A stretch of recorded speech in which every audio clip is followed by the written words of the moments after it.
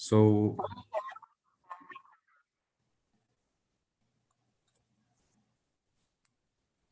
to start right away, so this webinar today is we're going to talk about well control during drilling operations. And basically, it's going to be a brief introduction about the basic principles for well control in the oil and gas industry. And also, we will talk about kicks, blowouts, and the well killing, and also discuss the well control equipment that is crucial and critical in every well, and we use to control the well in case of any well control incident.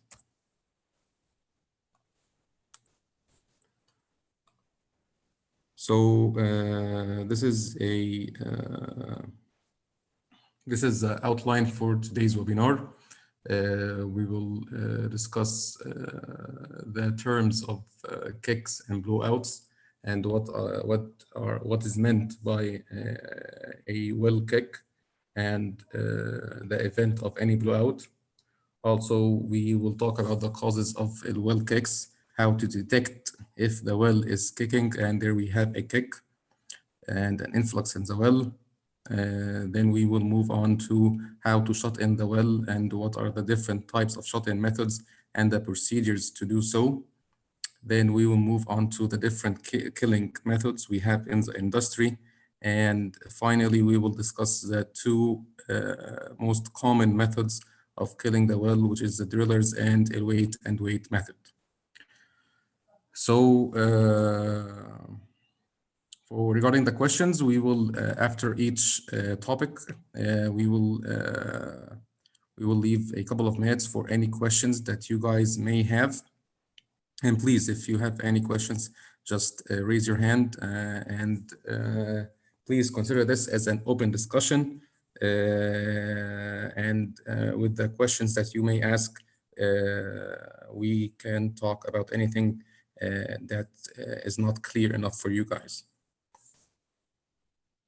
Okay, so starting out with the kick and the blowouts. So what is meant by a kick? A kick, like it's written here, is any unscheduled entry of formation fluids into the well bore with a sufficient amount or sufficient volume, to be clear, to require us to shut in the well and regain control of the well.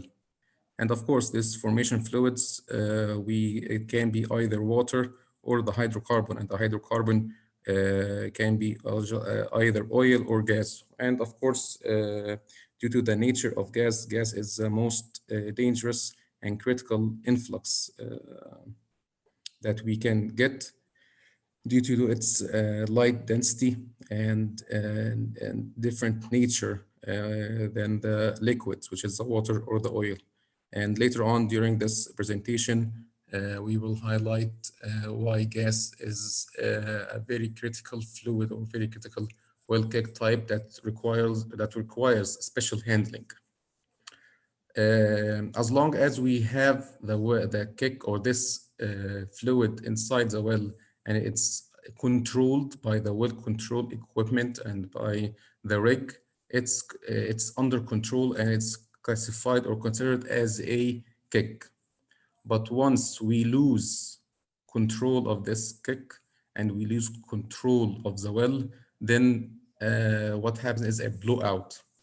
So that's an uncontrolled flow from the well, which of course with the flammable nature of hydrocarbons and the equipment used on the rig can cause an ignition of this hydrocarbon and of course a fire and a catastrophic event.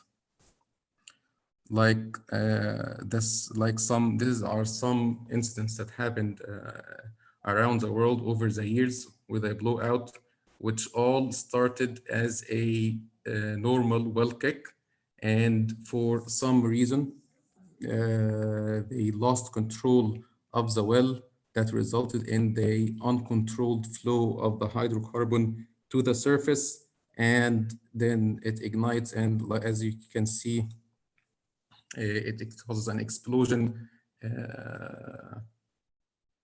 and a catastrophic events and destructive effects, as you see.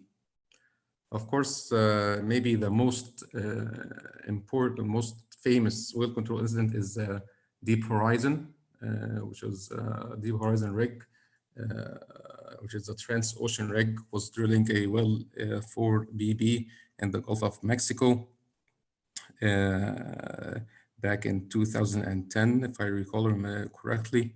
And it was a very famous event which resulted in a lot of damages and a huge impact on all levels and on all types back then. And basically it changed the oil and gas industry due to its impact, and resulted in all companies changing their policy and standards regarding well control and how they deal with any well control incident while drilling the wells.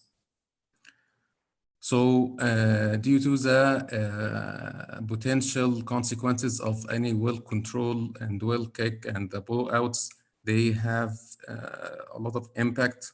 As you can see here, it has a lot of hazards regarding, of course, number one, the personnel on the rig.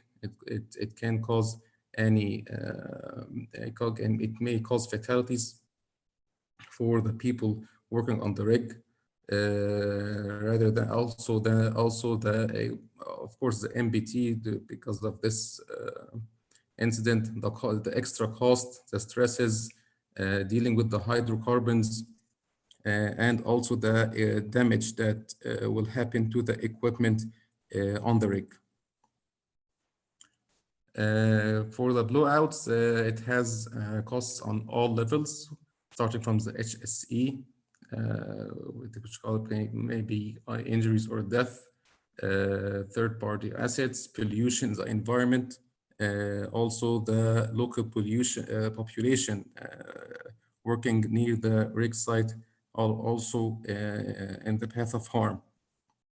Adding to that, it causes a shutdown in production, and of course, to control such an event on a rig will cost a lot of money, personnel, and special equipment. On the long term, also blowouts can lead to a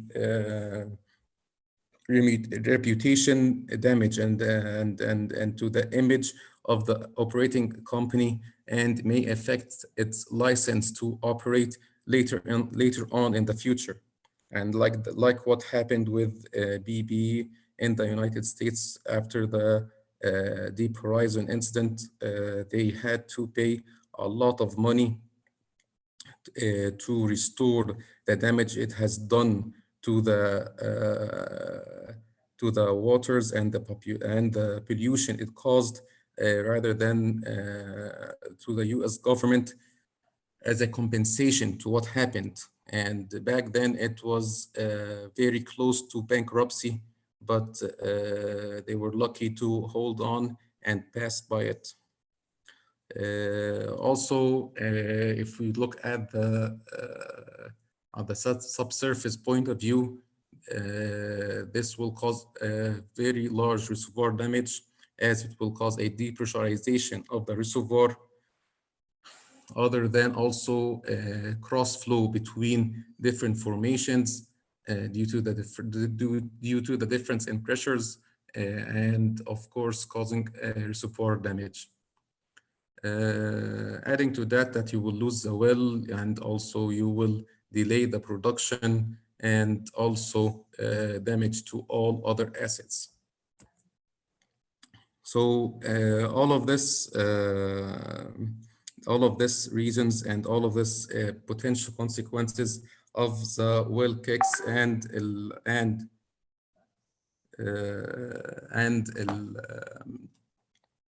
the blowouts and their potential consequences, all of this make well control a very critical issue and very critical topic for in any company and in any well, and put it on their top of their priorities.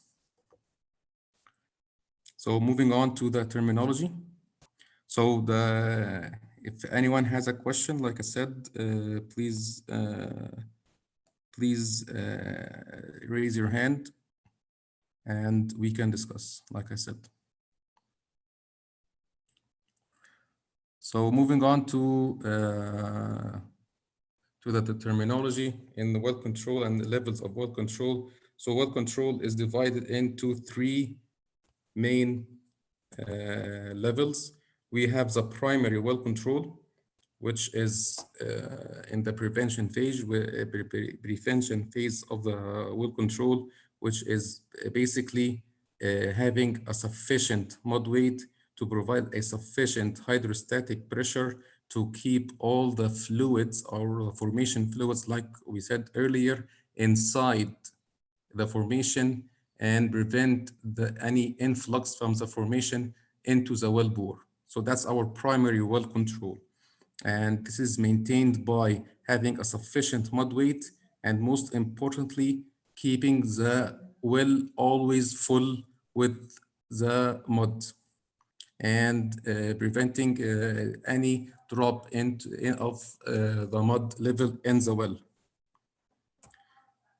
Moving on to the second level, which is the secondary control, which is used when we lose our primary control due to any reason, like we will discuss later on, but like having insufficient mud weight or failing to keep the hole full at all times, and then you have a kick or you have an influx from the formation. Then you will have to use your secondary control, which is the BOBs. The BOB is the abbreviation for blowout preventer.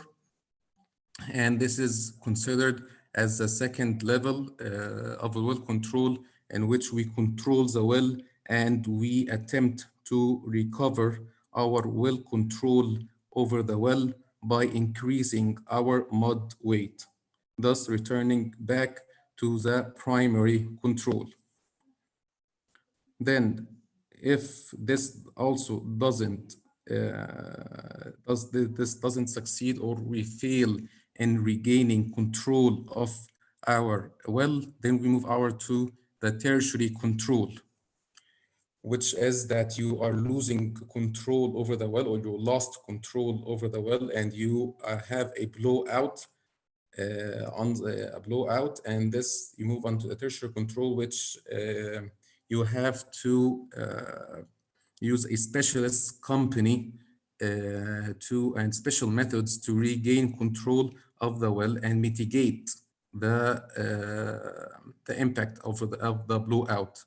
So there's a lot of methods used for this in this tertiary control, like drilling a relief well or capping the well, and all of this is done by special companies. Mostly the most famous company in this is Wild Well Control, and there's also Boots and Coots, which is a Halliburton company. These two companies are specialized in regaining control in case of a blowout.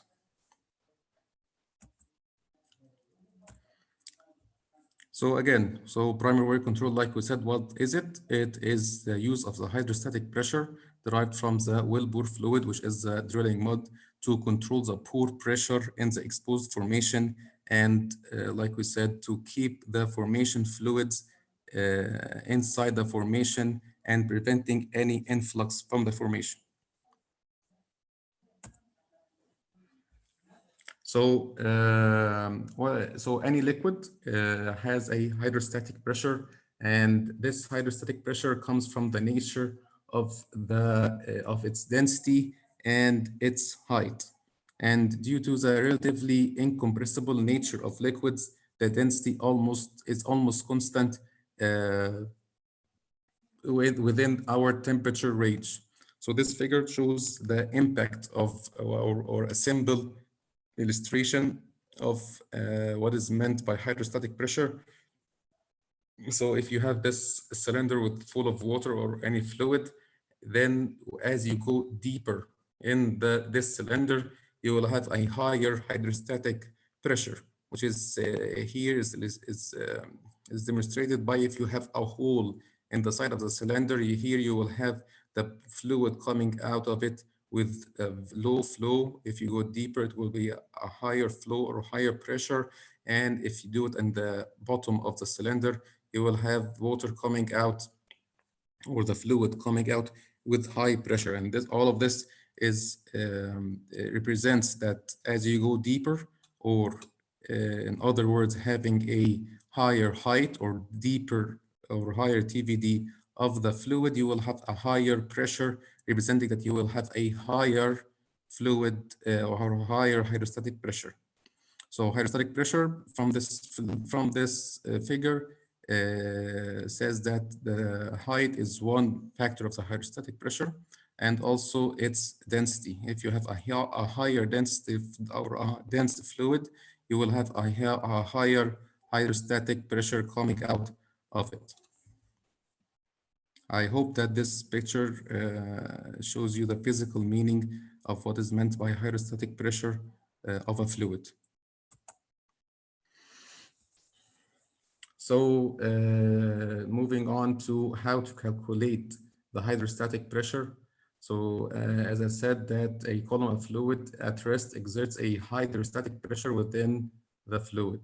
And it is dependent on two factors, the mud weight and the TVD. So why is it the TVD, not measured depths? So as you all know, any well, there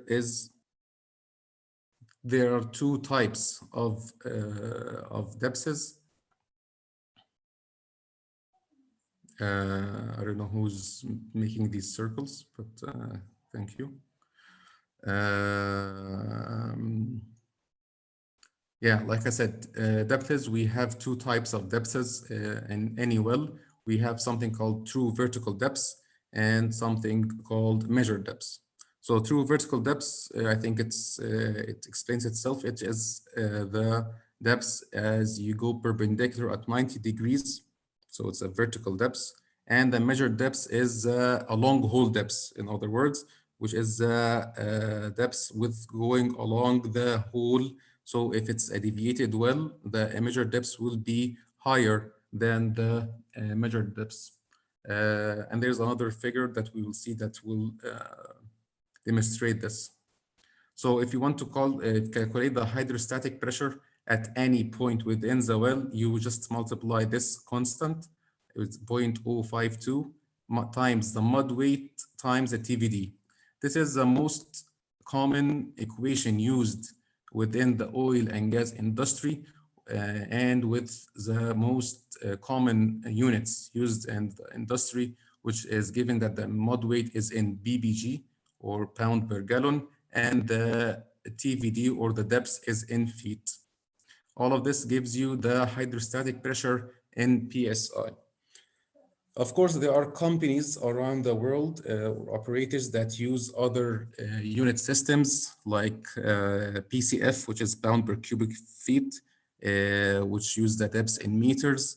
Also, there's companies that use the pressure as megapascal. So each operator has its different units, but at the end, it will have the same the equation will have the same configuration, which has a constant for units conversion, also then multiplied by the mud weight, multiplied by the TVD. But for the sake of this webinar, we will be use the field units, which is very common within the industry, which is the mud weight is in ppg, the TVD is in depth, is in feet, and the pressure in PSI. So if we take this example, if you want to calculate the hydrostatic pressure at the 958-inch casing shoe at 8,500 feet, you just basically multiply 0.052 times 12 ppg times 8,500. Okay.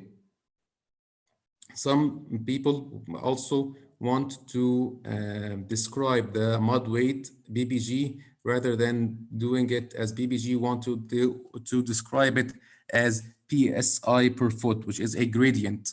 So how do we get this gradient, the 0.624? We just basically multiply the mud weight in BBG times 0.052, and this will give you 0.624 psi per feet.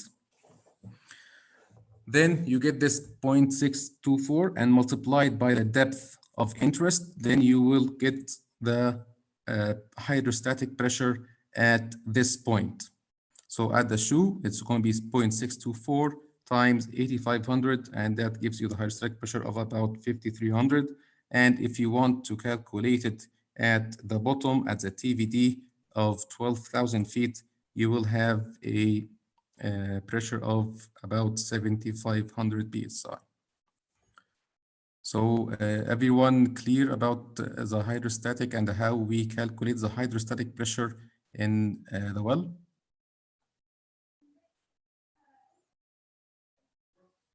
Okay, no one raised their hand.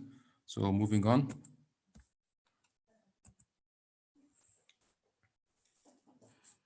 So like I said before, that the hydrostatic pressure is mainly dependent on the vertical height of the fluid and the density of the mud column. So if we have here three wells, we have a vertical well and a highly deviated well and a horizontal well. So from this figure, all of these three wells have the same vertical depths, although they have the different long hole depths or measured depths. So if we have here, we have a vertical well. So in this case, we have the true vertical depths the same as the measured depths or a long hole depth, since the well is vertical. If we have here in the deviated, we have the two vertical depths, which is the same as here, but the measured depths will be it would be larger than the TVD due to the deviated nature of the well. And of course, if we have a horizontal, the measured depths will be a lot greater than the true vertical depths. But at the end, the bottom hole pressure of these three wells will be equivalent, since we have the hydrostatic pressure is dependent only on the vertical height, not on the measured depths.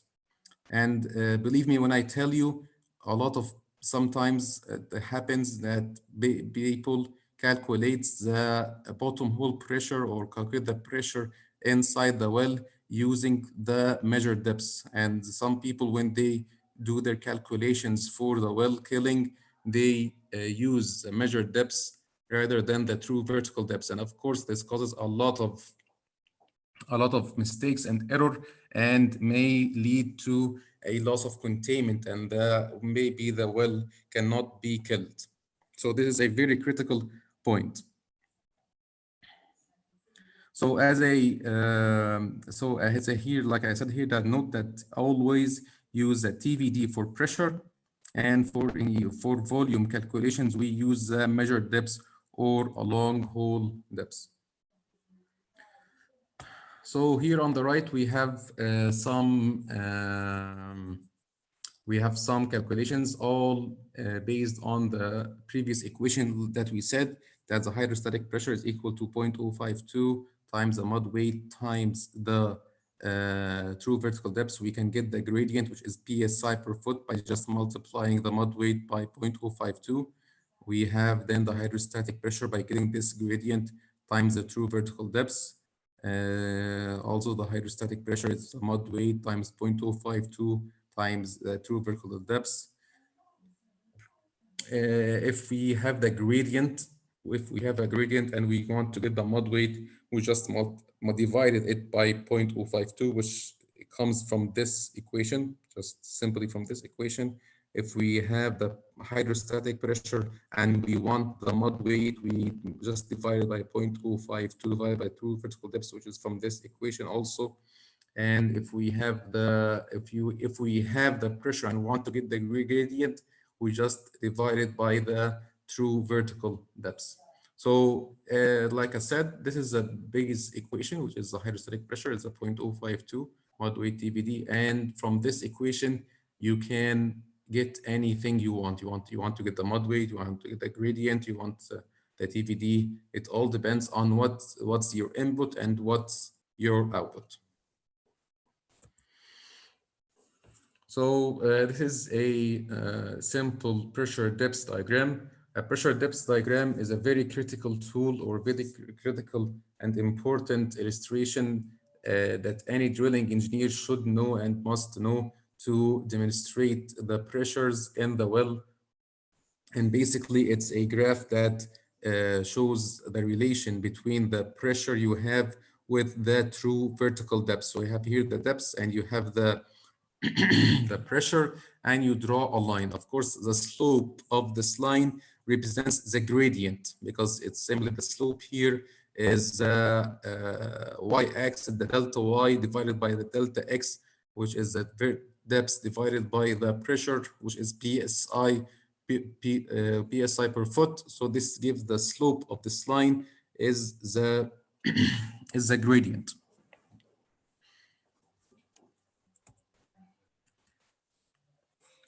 So if you have different fluids in the well, like fluid 1, fluid 2, and fluid 3, and of course, each fluid has a different density, thus it has a different pressure gradient.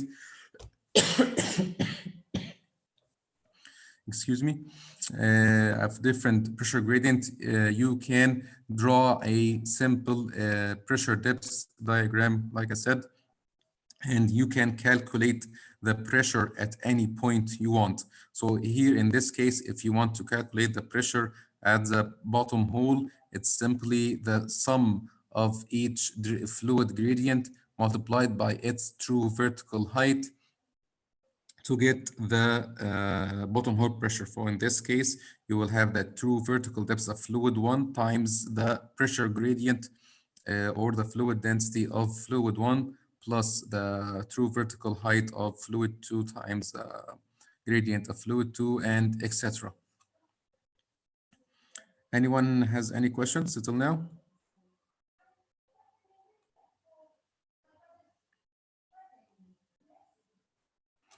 Okay, that's good.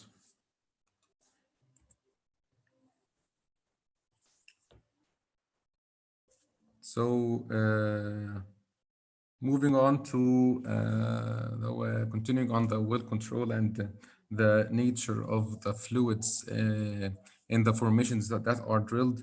Like I said, that our main purpose of the primary well control is to keep the fluids in the rock spaces under control at all times. And a failure to keep this fluid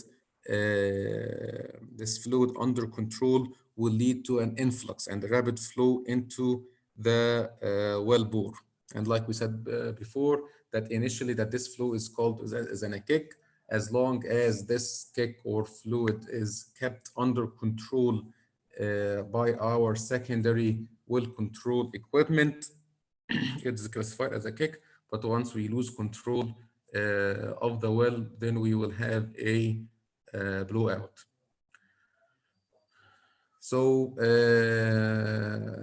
so to avoid the risks of the blowouts and the secondary well control, we always plan and always aim to keep ourselves within the primary well control during all activities, whether these activities are during the drilling of the well or during future well intervention during workover operations.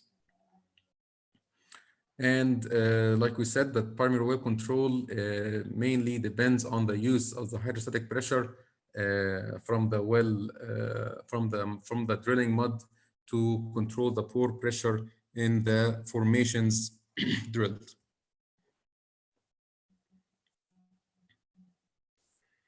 So moving on to the nature of the formations that we are drilling. all the fluids that all the formations that we are drilling, like we said, it has fluids in it, and these fluids have pore pressure. But at the same time, this formation is like any material that we have, it can be fractured and can be broken. So this gives us the window of operation that we should have the hydrostatic pressure high enough to keep the fluids within the formation, but at the same time, this hydrostatic pressure can't be excessive or too high that it exceeds the fracture pressure of the formation and causes the fracture of this formation. So at the end, your mud gradient should fall between these two limits, your lower limit, which is the pore pressure of the fluids inside the formation, and your upper limit, which is the fracture pressure of your formation. So at the end, it's a trade-off, like it's written here, it's a trade-off. You should balance your mud weight to keep between these two limits. So talking first, we'll discuss these two limits, the lower limit and the higher limit. The lower limit, like we said, which is the pore pressure of the fluids inside the formation. So the pore pressures can be classified into three main types, which is the normal pore pressure gradient, and the subnormal and the abnormal. Subnormal is the low pore pressure, which is lower than normal, of course, and the abnormal, which is the high pore pressure, which are the main causes for any kicks. So the normal pore pressure is the normal pore pressure profile, which is basically your fluid in the formation is in hydraulic connection to the water table, and there's no any source of abnormal pressure or high pressure, and makes this formation normal to drill. And our normal pressure profile is about 0.45 psi per foot, which, like we said before, if you want to convert it into ppg, you will divide it by 0.052, which will give you about like 9.2 ppg. So you will need mud with a mud weight of 9.2 ppg to control this normal pore pressure formation. Like we said, that this is here a little bit of geology. Sediment is about the origin of fluids and what's the source of the pore pressure. As we all know, that all the formations that we are drilling now were a long time ago, millions of years ago, were about sedimentary basins, and you have these rock grains, whether it's sedimentary like sandstone or carbonates, calcium carbonate. They settle or deposit on the bottom of the seabed, and of course there's some water between them. So as these layers go above each other of the rock, the fluid should have a natural flow to get out of it, to get out of it, and giving it a normal pressure. But in case we have any seal or cap rock above it, which prevents the fluid from escaping it during the deposition of the rock, then we will get an abnormal pressure zone. We will discuss this in more detail in a couple of slides about the abnormal sources that causes this high pressure in the formations.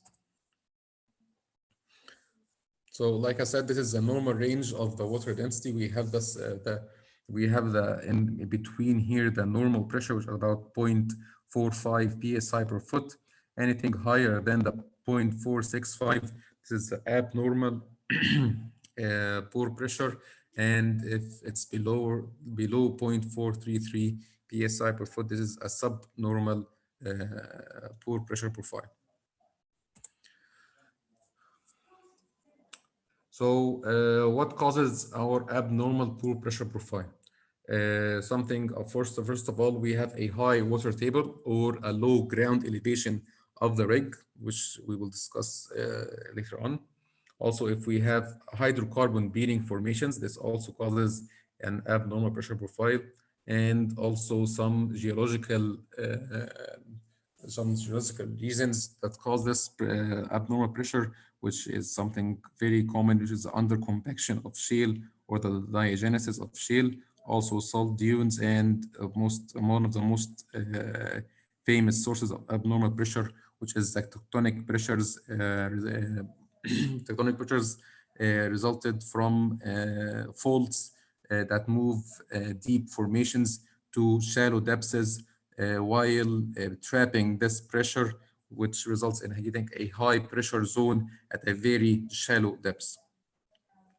And of course, this abnormal pressure profile is this is the most important in well control. This is you want to always focus on if there's any abnormal source of high pressure.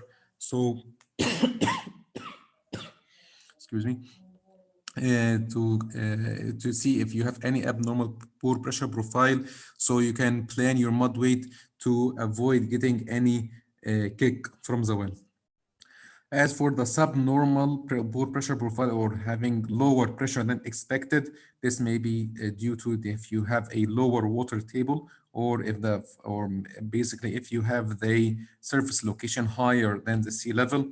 Also, if you're drilling in a highly developed area within a reservoir that has been depleted over a long period of time due to the production of hydrocarbon, then you will have a depletion in the reservoir.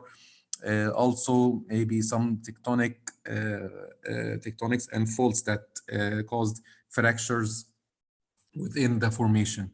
Of course, the subnormal pore pressure profile, it mainly causes losses, which is a common drilling problem that we face in nearly most of the wells. But dealing with it is much more easier than drilling with an abnormal pressure and with the kicks. And of course, it's due to its nature of the losses. Dealing with it has a lower consequences and a much lower risk than dealing with a kick. So, like I said, one of the sources of having a abnormal pressure profile in the formation is having a high water table or having the surface location of the rig much lower than the sea level. As you can see here that there is a formation that will be drilled here under the rig. This formation is connected to a water table much higher than the surface elevation of the rig. Most probably that all the formations that you are drilling are connected to the water table of the ocean. So if you are drilling a well which is much deeper than the sea level, you might have a high chance of seeing this phenomena. So like here with this depth, and this is ground elevation, you are drilling here with the drilling fluid with the mud weight, which is here, and like this is a simple, like we said, a pressure depth diagram. This will be the hydrostatic pressure at the bottom at this formation. But at the same time, since this formation is connected by the water table at a high depth, you will have all of this fluid column, all of it will cause a hydrostatic pressure here, which is much way higher than your hydrostatic pressure provided by your drilling mud. So this difference is under balance or the pressure that you are lower than the pore pressure, which will of course result in having an influx or a kick. So is this clear for you guys?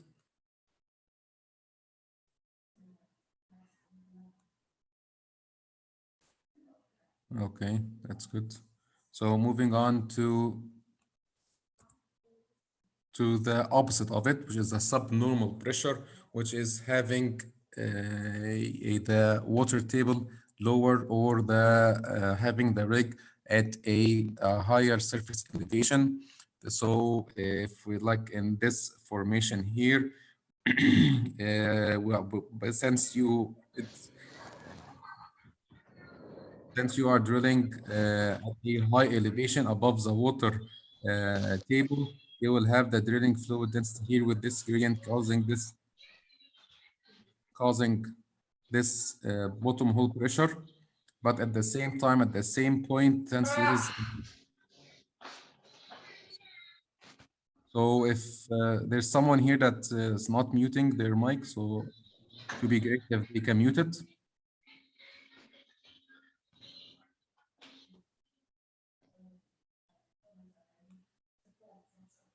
Okay, thank you. So here at this point, since due to the low water table, the pore pressure will start from here. So at the end, at the same depth, you will have a overbalance, which will prevent any influx from the well. But at the same time, if this overbalance is excessive, and if it's higher than your upper limit, like we said before, and it's higher than the fracture pressure of this formation, you can get losses. So is the concept of the water table being lower than it or higher than it clear for everyone here?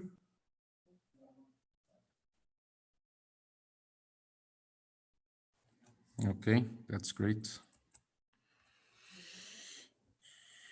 So moving on to another source of abnormal pressure or abnormal pore pressure, which is the under compaction.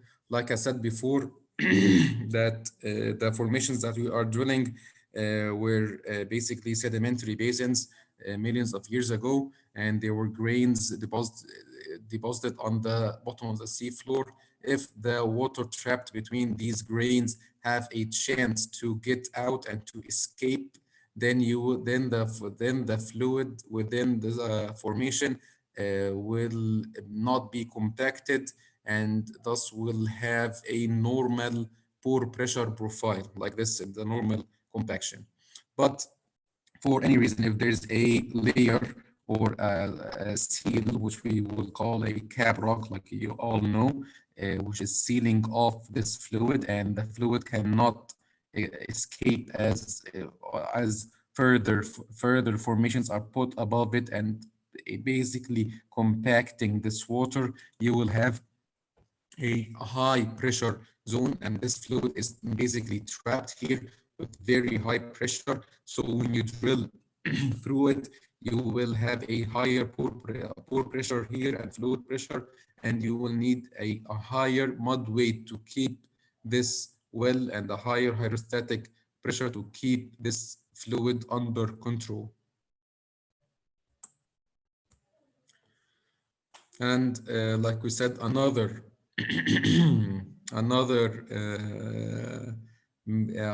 common cause of abnormal pressure while drilling, which is the tectonics or the faults, which is basically a fault that moves a deep formation with which has which had normal pore pressure, but when you moved it up when trapping this pressure, it will have a abnormal pressure abnormal pore pressure, since it moved shallower, and you will meet this pore pressure at a shallower depth. Another not so common cause for the abnormal pressure, which is the salt domes, which is a very specific application. It's not very famous in the industry, and there are a handful of locations or or a handful number of fields that has this phenomena, which is a salt dome pushing and intruding through the formations, causing trapped pressure here and the formation. So when you drill through it, you will have a abnormal pressure uh, seen through it. And finally, we will the most common, and this is in all of our all of our wells in any well basically, which is the hydrocolumn fluid effect, which is due to the different densities of the hydrocarbons and the fluids that we drill, which is the water and oil and gas. You can expect to have while drilling into a gas cap that you will have an abnormal pressure. So why is that? So basically, that you have here the reservoir, you have the aquifer below it, which is the water. Then above it, you have the oil, which is and separated is the oil-water contact. And above the oil is you have the gas, and between them is the gas-oil contact. So of course, this is not all reservoirs have the same nature. Do not they not all of them have a gas cap? It differs from one reservoir to another, but even if there was oil here, it will have the same concept. So if you here you have the oil coming from the source rock, and since the oil or the gas is oil or gas is lighter than the water, it floats. Then it comes here and gets trapped within your reservoir. So here you will have at the pressure at the oil water contact here, you will have it as a hydrostatic pressure, which is 0.44 times this depth. This is will be the pressure here at the oil water contact. So if you want to calculate the pressure at the gas oil contact, you just simply get here this is the point or the pressure of the water. You just subtract the hydrostatic head of the oil. You get the pressure here at uh, the gas oil contact. And if you want to get the pressure at the top of the reservoir, you further remove the hydrostatic head of the gas, which due to its small density, the hydrostatic head of this height of gas is very small, so you'll have a high pressure here. If you compare it with the pressure gradient of the water, you will see here that you have a higher pressure or an abnormal pressure. So when you are drilling and getting here and this at this steps, you should expect, if you have a normal pressure profile, to have this pressure at this blue line, the intersection of the blue line with the black line here. This is you're supposed to be have this pressure, but due to the hydrocarbon column effect and due to the different densities in the reservoir, the pore pressure here will be much higher, and you could expect, if you don't have sufficient mud weight, to have a kick and an influx from the formation.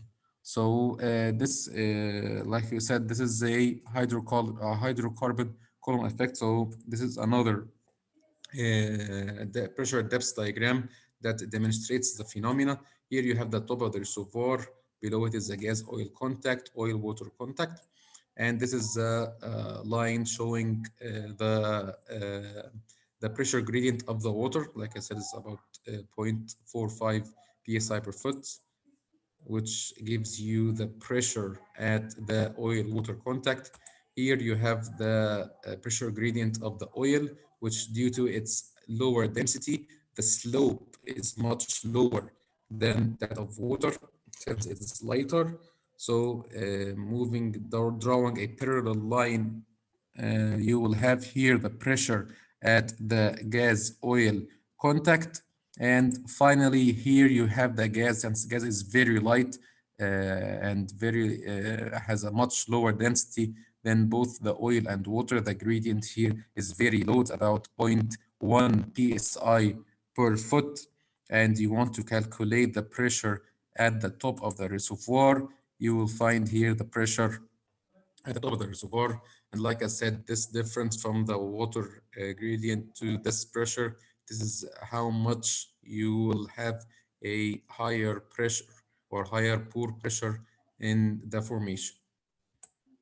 That's the difference. That's overpressure. So is this phenomena clear for you guys? Like I said, this concept is very important. It's every drilling engineer should understand it, since it's in all wells and like I said, in all fields around the world, we have this phenomena. Okay, good. Okay, moving on to our upper limit. Like I said, any formation fluid or any well has two limits. We have the lower limit, which is the pore pressure, which we should always be above it. Then we will move on to our upper limit, which is fracture pressure, or the fracture formation pressure, which is the limit that we cannot exceed, because if we exceed it, then we can subject the formation or to higher pressures and cause its fracture. And basically, like we said, we have losses. So any formation inside in the well, or deep down the well, or in the earth, is subjected to three main stresses, which is represented here from the vertical stresses, which is sigma 1, which is maximum principal stress, which is supposed to be the highest stress, because it represents the overburden stress of the formations above it, since it carries the weight of the rock above it. And then you have the horizontal confining stresses, which is sigma 2 and sigma 3. Normally, they should supposed to be equal to each other. Sigma 2 and sigma 3 should supposed to be equal to each other. But of course, due to the geological feature and the uncertainties, most probably that one of them will be larger than the other, resulting that you have a minimum confining stress, which is sigma 3, which differs from one field to another. And of course, this field is called geomechanics, and our colleagues in this field should have very good knowledge of of the stresses and the fields they have, the stresses distribution within the formation. Maybe in vertical wells, the geomechanics study is not very critical, but when you come to highly deviated wells and horizontal wells, having a geomechanical model of the formation is very critical, since if you drill a horizontal well or a highly deviated well in the direction of the higher horizontal confining stress, this may result of the whole collapse and of you losing your well. So, like I said, the overburden pressure, which is the main vertical, which is like I said, the main principal stress, the sigma 1 or the sigma v, comes from the overburden gradient. And the overburden pressure is just basically the sum of the fluid and the rock pressure gradients above it. And it's effectively the highest pressure that can be experienced within a rock. So, determining that, this is a very important point during well control, is knowing the strength of the formation that you are drilling. So you want to determine what's your upper limit, how much pressure can this formation that you are drilling can withstand.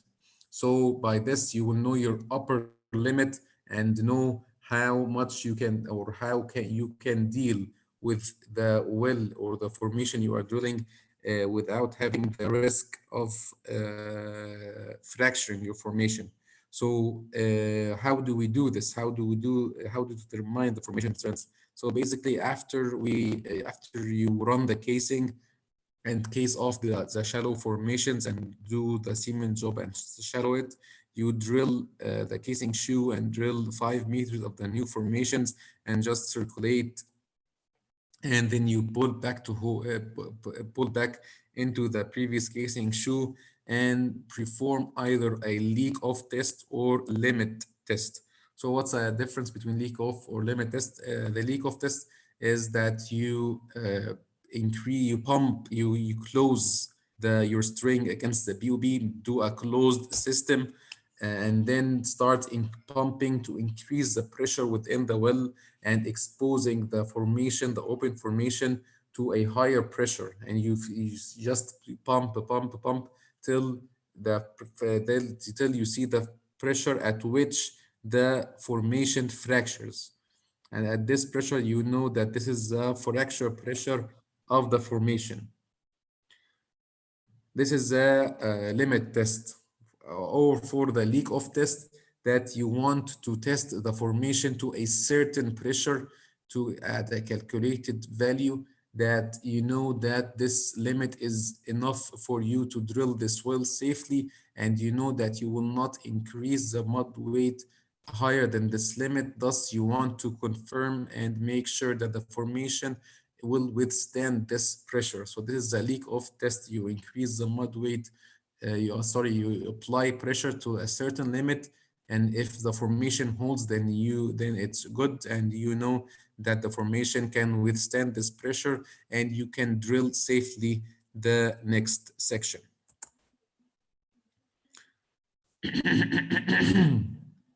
So the limit test, like I said, the objective is to confirm the integrity of the formation to a predetermined pressure.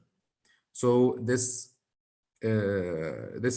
pressure is based on the assumptions made during the well design, that you know that in the upcoming section that the maximum mud weight that you will reach is a certain value. So you want to confirm that that your formation will withstand this pressure. So that's what you do a limit test. You apply pressure to a certain limit, and if the formation holds, then you are good to go. This is, you have the surface pressure here, and you pump the volume. Since it's a closed system, you will with every incremental increase in the volume, you will see an increase in the surface pressure. Then you will reach to a certain pressure limit, which is the surface limit pressure, the LB, which after that you will see the response of the formation, if it's holding or if it's leaking. So of course this method has some limitations, since it doesn't give you full information about the cement bond.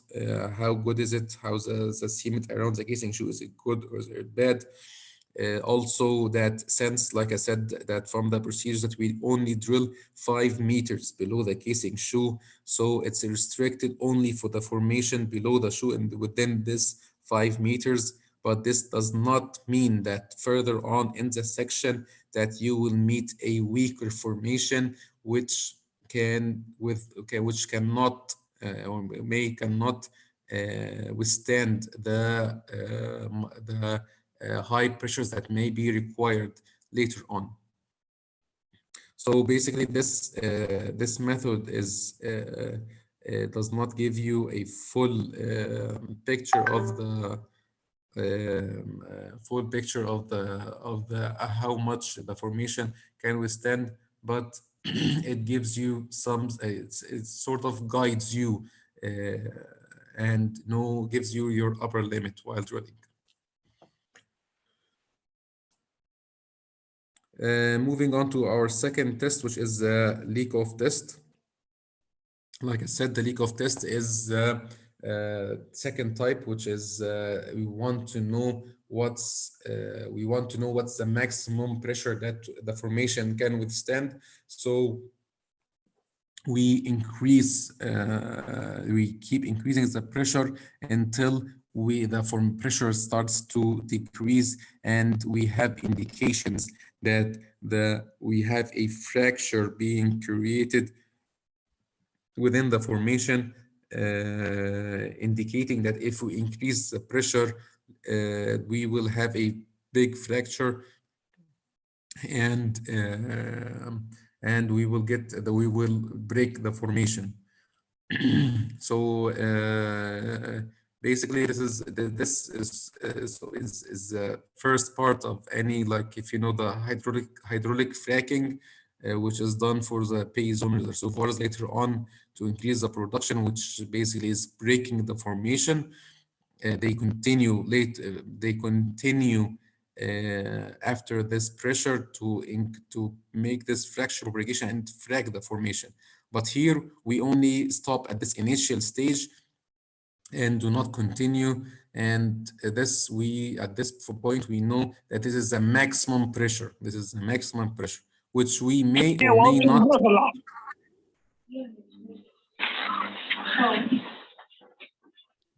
Excuse me.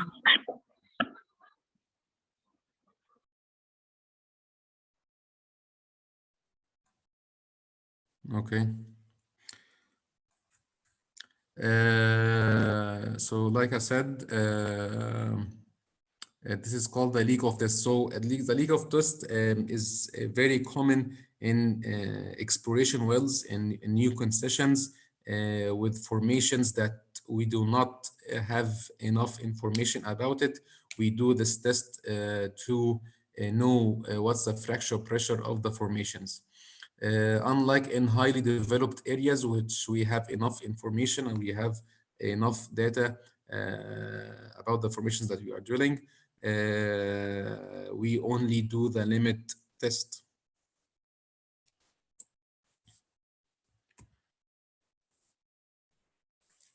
So this graph shows you the difference while doing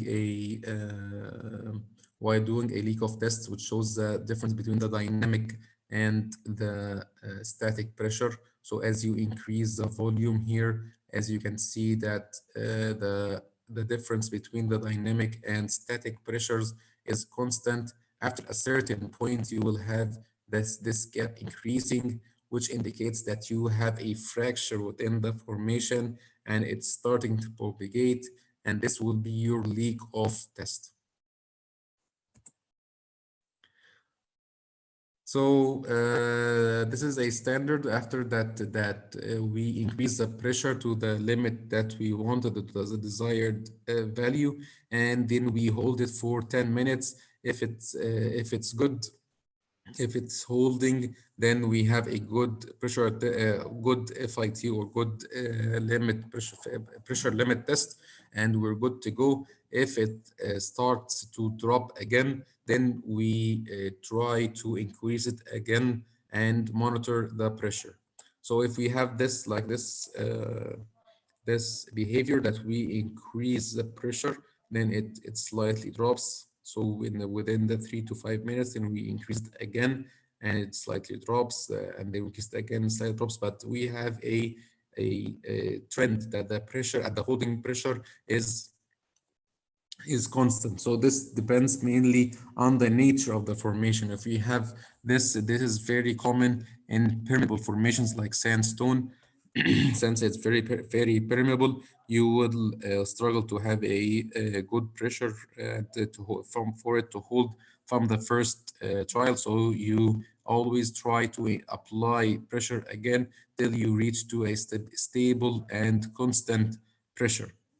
But if you have the pressure is always decreasing and you cannot increase a pressure and get a hold pressure, this will give you an indication that you have a leak and you have a fracture in this formation, and that this pressure, it cannot be hold, it can like, and the formation cannot withstand this pressure, and you should use your upper limit will be lower than expected.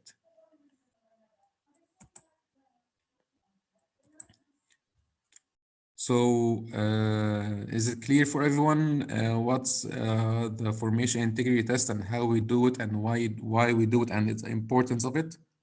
Is it clear for everyone?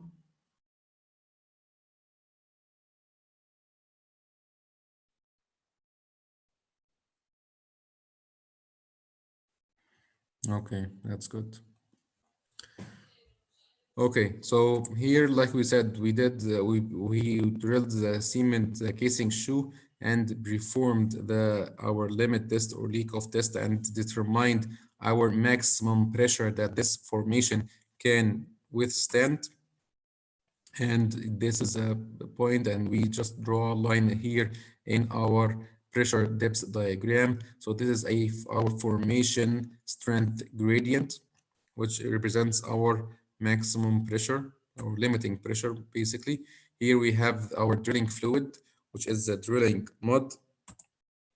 So in case we have any kick or any increase in pressure here, which is gives you the MASP. What is the MASP? The MASP is an abbreviation for the maximum allowable annular surface pressure. Maximum allowable annular surface pressure, which simply means that this is the maximum surface pressure that you can see in the annulus without breaking your casing shoe. If the mass or if your annular pressure or if your casing pressure exceeds this value, then your casing shoe will fracture and you will lose your integrity. So rather than while circulating and having the drilling fluid going from the bit through to the annulus to the surface, here you will have a fracture at the casing shoe, and then the circulation of the drilling fluid will go through the fracture. So while drilling and you get a kick and you close in the well and you see the casing pressure, if during the killing you have the annular pressure or casing pressure exceeds this value, which is the MASP, if it exceeds this value, then the casing shoe will fracture, and the influx or your hydrocarbon that you got the kick, which is either oil or gas, will go through this fracture and within the formation. And if it's not controlled, then you will get something called an underground blowout. An underground blowout, which has happened before, and you can just Google it and you will see very outstanding events that happened before in the Netherlands, if I remember correctly. And the gas just propagated from around the rig, from the ground all around the rig, and it led to the ground sinking, and the rig sinked within the ground. It was a very weird incident. So that's why we have this is our upper limit while killing, which is a MASP, which is a maximum pressure that you can see in the casing while killing the well. So this is a simple graph or simple calculation showing if you have here the pumped volume within the pressure. With each incremental increase in the volume pumped, you have the pressure increasing till you have here it's a linear increase, like it said. Then starting from this point, the pressure starts to deviate, indicating that you have a fracture. So you should stop pumping here. So here, if you have the leak of pressure is 900 psi surface pressure, and you have the mud weight in the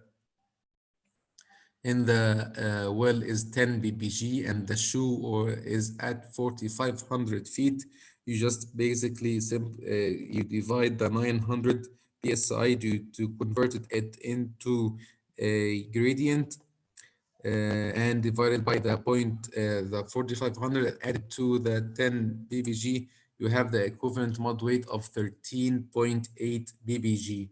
So which means that when you apply 900 psi on the surface with the 10 ppg, it's equivalent to having a 13.8 ppg in the well.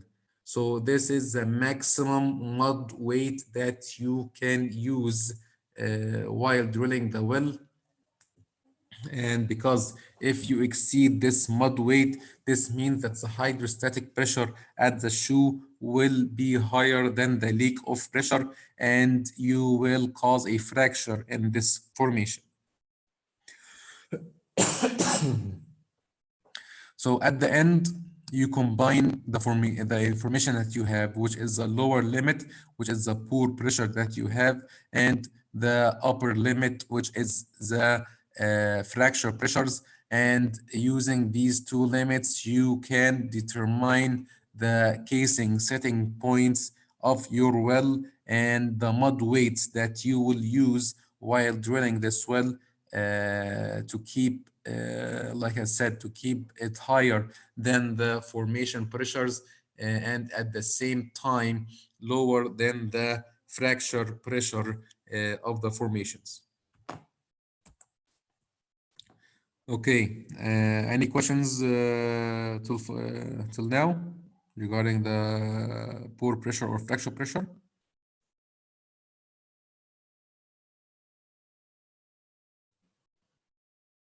Okay,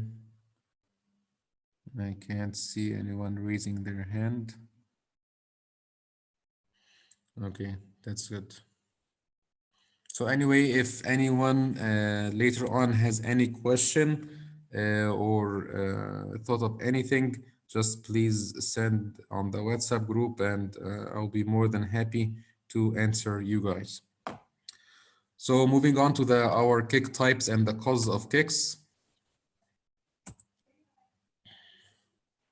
So the kick types, we have three main types of kicks. The first one is while drilling the surface hole or top hole section. You have a kick with the diverter.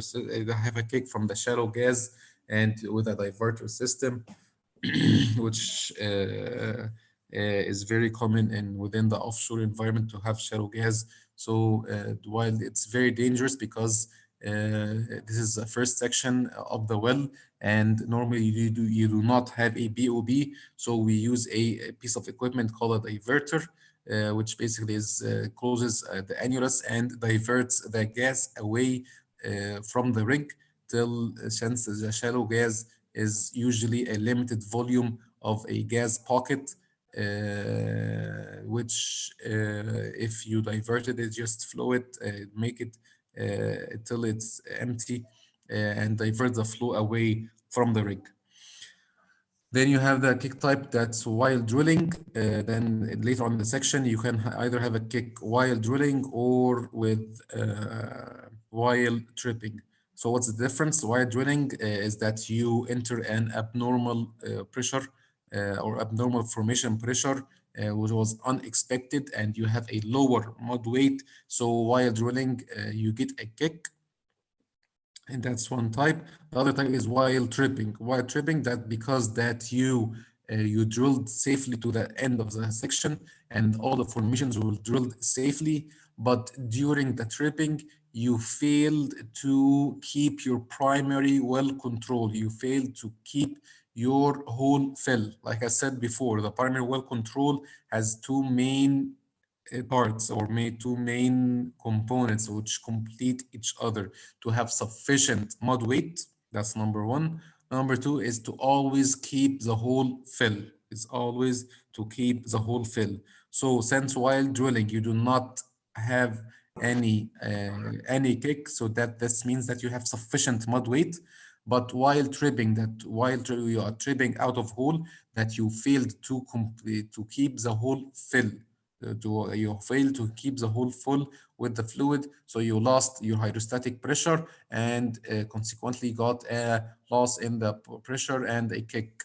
So these are the three main types of kicks.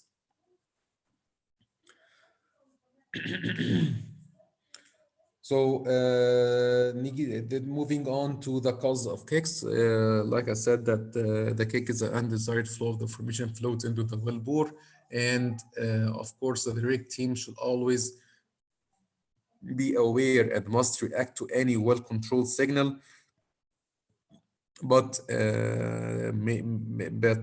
moving on to the most common causes of the kicks, which are like I said, swapping during trips, improper hole fill on the trips, the insufficient mud or fluid weight that you are using, drilling into an abnormal pressure formation, and also losses or loss of circulation. Because when you get losses, then you will have the fluid level decreasing in the well, causing that the well is not completely full, and resulting in a lower hydrostatic pressure, and which may cause a kick if you have a high pressure zone. And like I said, that the majority of kicks over the industry occurs during trips. This is mainly due to failure to keeping the hole full with the drilling fluid. So, like I said, this is one of the main causes of drilling kicks while tripping, which is a swapping. Swapping is basically causing a negative pressure on the bottom of the well due to excessive pulling speed, causing a decrease in a spontaneous decrease in the hydrostatic pressure, and thus a flow from the formation. So it's mainly affected by the pulling speed. When you pull fast enough, you will have a swap. It's simply like a syringe. If you know this medical syringe that is used in hospitals, if you have when you pull the syringe out, it causes a negative pressure and starts a vacuum and pulls the fluid out of the bottle. So is as very similar to what happens bottom hole in the well, that due to the you are pulling at very high speeds, you cause the swabbing effect, and causes and you just like suck or vacuum the formation fluid from the formation.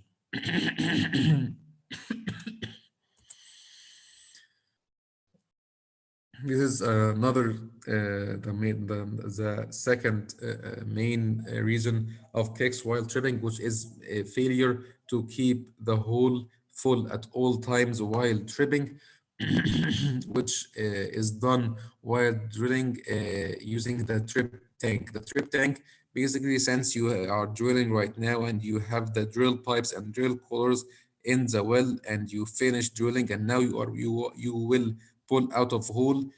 Don't forget that you are drilling with metal. The drill pipe has an ID, it has a metal thickness. So when you pull this out, you have to compensate for this metal displacement. With this metal, you have to put drilling fluid instead of it, because if you do not, this metal displacement will cause a reduction in the fluid level within the well, and consequently cause a reduction in the bottom hole pressure. So this is a simple example. If you have if you have a well and you are drilling with a 12.2 ppg mud weight, and while tripping, the fluid level falls 300 feet due to the difference in the metal displacement, what is the decrease in the bottom hole pressure? So basically, you multiply the mud weight with the constant 0.052 and the 350 feet, you have 271 psi. This means that your bottom hole pressure decreased by this amount. So if you have a high pressure zone, you might get a kick, since you did not keep well full at all times. This demonstrates the importance of the trip tank. Moving on to the another reason of the cause of the cake, which is insufficient mud weight. So you should always this is a function of the main one of the main jobs of the derrick man on the mud engineer on the rig, is always monitoring the mud weight and making sure that the mud weight in and the mud weight out, or the mud weight you pump into the well and the mud weight that's coming out of the well, is always monitored and is always at the desired value that you want, and you know that will keep the well under control. And last but not least, this is a loss of circulation. Like I said, that if you at any reason have a complete loss or loss of circulation from a formation, and this will result in a drop in the fluid level in the annulus. And like I said before, this drop in the fluid annulus will cause a decrease in the bottom hole pressure, which may go lower than the pore pressure and would result in a kick. So what if you are drilling and get a loss of circulation and the fluid level is decreasing and you know that you have a reservoir in this section or have a high pressure zone, you should always keep the hole full.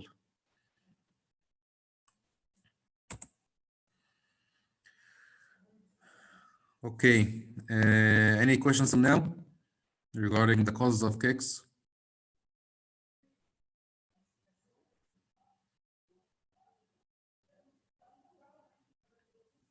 Okay, moving on to the next topic, which is the kick detection and shot-in procedures. What are the signs that you are having a kick? Number one, if you have a drilling break is basically a sudden increase in the ROB. This is caused if, of course, this may be due to a new formation or a softer formation. But if you are drilling in the same formation and you observe a drilling break, which is a sudden increase in the ROB, it may be due to you're having a kick. Why? Because you have a pore pressure higher than the hydrostatic pressure, and this basically just helps you and breaks the formation with you. So this causes you an increase in the ROB. Also, which is a very strong warning sign of a kick, we have an increase in the return flow rate. So if you have a return flow that was constant at a certain value, then it suddenly increases to another value, then this may be a very is a very large warning sign that you have a kick, or positive sign. Also, another positive sign in the cause of the warning sign of a kick is a gain in the bit volume. As you know, that the circulating system in the well is a closed system, which is a mud system, and the well, you're supposed to, while circulating in the well, you have a constant volume. There is nothing coming in or nothing coming out. So if the volume of your mud system is increasing, this means that you have an influx. There's some of a certain volume of fluid has entered your system, and most probably this will be a formation influx from downhole because this increase in your pit volume. Another positive sign, which means that you are having a kick, that when you shut off your pumps and look at your well, you see fluid coming out of the well. This is a positive sign that you have a kick and you should immediately shut in your well. Another weak sign other weak signs of the warning signs of the kick is having a decrease in the circulating pressure, string weight change, reduced fluid density, having large shale cuttings, and more. But like I said, these three signs in red here, these are positive signs. These are positive signs that you are having a kick. And once you have them, you should perform a flow check, and you have a flow with the pumps shut off, you are having a kick, and you should immediately shut in your well. These other signs may be an indication, but they are not strong indications. And if they are not supported with any of these three signs, then it's maybe caused by another downhole reason. So while tripping, you have warning signs also, which is improper hole fill, like we said, and you have a flow from the well and the trip tank rather than it's decreasing and compensating for the metal displacement of the drill string that it's increasing, which means that the well is flowing. So till now we finished our primary well control of the well. Then moving on to our second topic, which is the secondary well control. Like I said, the secondary well control is the BOBs and the equipment that we use to control the well and to restore and recover control over the well. We will discuss what the equipment that were used and how we do it and how does it work and how do we shut in the well and the pressures that we see. So any questions regarding the primary well control or any topic that we discussed? Everything clear for everyone?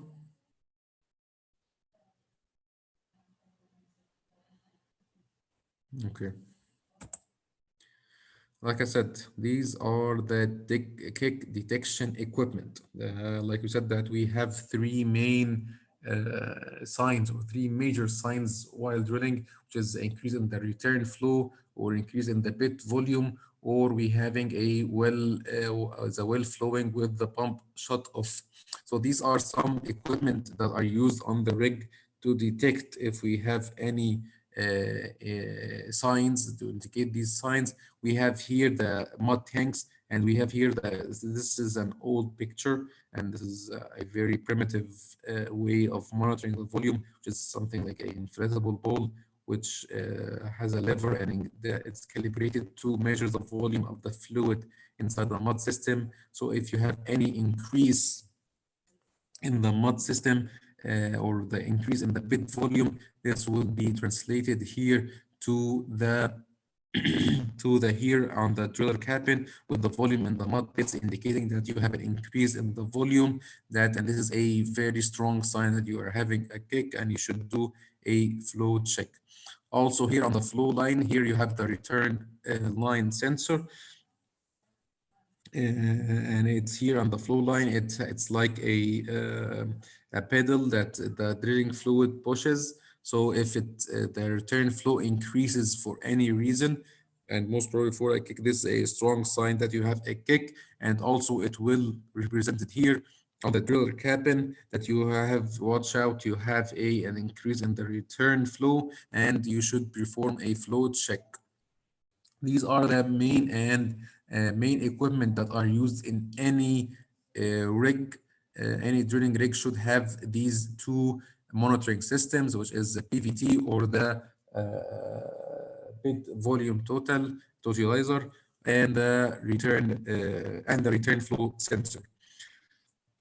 Then we have also we have advanced systems. They are called early kick detection systems, which are they monitor the well here on a very accurate level, and it's connected with downhole tools, which is called a PWD, which is pressure while drilling, and it measures the pressure downhole and sends signals to the surface. And we have a system here that gets the data from the PWD downhole along with the surface data with the mud volume in the system and along with the return flow, and it all comes here. And if the volume increases to the accuracy of 3 barrels, if you have an increase of 3 barrels, it will give you an alarm, and you can shut in the well as early as possible. And this is, like I said, it's an early kick detection system. And like I said, and like we will see later on, that if that as the smaller volume of influx you have, the lower the pressures and the better situation that you are. If you have a larger kick, you will have higher pressures, and the situation will be more complicated, and the killing process of the well will be more difficult. So, like I said before, what's the most important piece of well control equipment on the rig is the trip tank. Like I said, that most well control incidents around the world, it was a study done before, and statistics show that most well control incidents happen during tripping. Why? Because they failed to keep the hole filled. So this makes the trip tank a very important piece of equipment on the rig.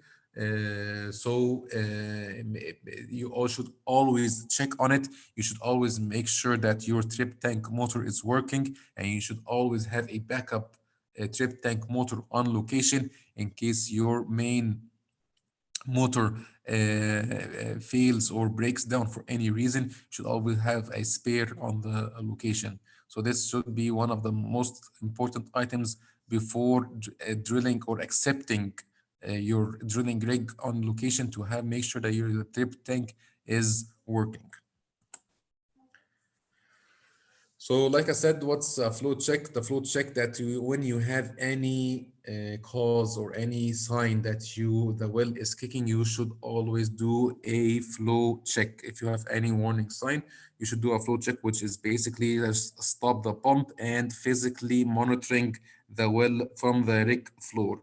If the well is flowing, this is a positive indication that the well is kicking and you have an influx, and you should shut in the well right away. So you should do it, like I said, when you have any positive sign. And also while tripping, you should do it at 3 points. One at the bottom before pulling out of hole, then doing at the casing shoe, the last casing shoe while trip out hole, and the last at the before pulling out and the last before pulling out the PHA. And of course, if there's any doubt while pulling out of hole, you should, or have any doubt while drilling, while pulling out of hole, you should perform your flow check. Okay. So how much, what are the factors that affect the kick volume, or how much kick you will get? It depends on three factors: how much under balance you are, also the formation permeability, is the formation that you cut the kick is very permeable, and how much did you take till you shot in the well. So, like I said, if you have any suspected kick, you should shut in the fast as possible. Why? To have you to minimize the influx volume as much as you can. Okay, this is a quick brief about the blowout control equipment that are used while drilling. Like I said, we have the BOBs, which are annular and ram type preventers. And these equipment, just the main function of it is to close the annular space between the well and the drill pipe. Then we have also downhole and surface drill pipe valves, which prevent the flow up the drill string when the well is shut in. Then also you have the choke control system, which are used to apply the annular pressure, and to keep the well under control while killing the well. Then you have the hydraulic BOB control system, which is a system used to control the BOBs and to open and close your annular and ram type preventers. And finally, you have the degassing equipment, which is used to separate the gas from the drilling fluid. So here, this is a BOB stack. This is a surface BOB stack that is present in all rigs. Like I said, the BOB is abbreviation for the blowout prevention system. It's located over the well head and under the rig floor, and it includes the annular preventer, and you have the pipe preventer, and it's sitting on the casing head housing or the well head. Basically, it is a principal well control equipment on the rig, and it is generally owned by the drilling contractor or by the rig company.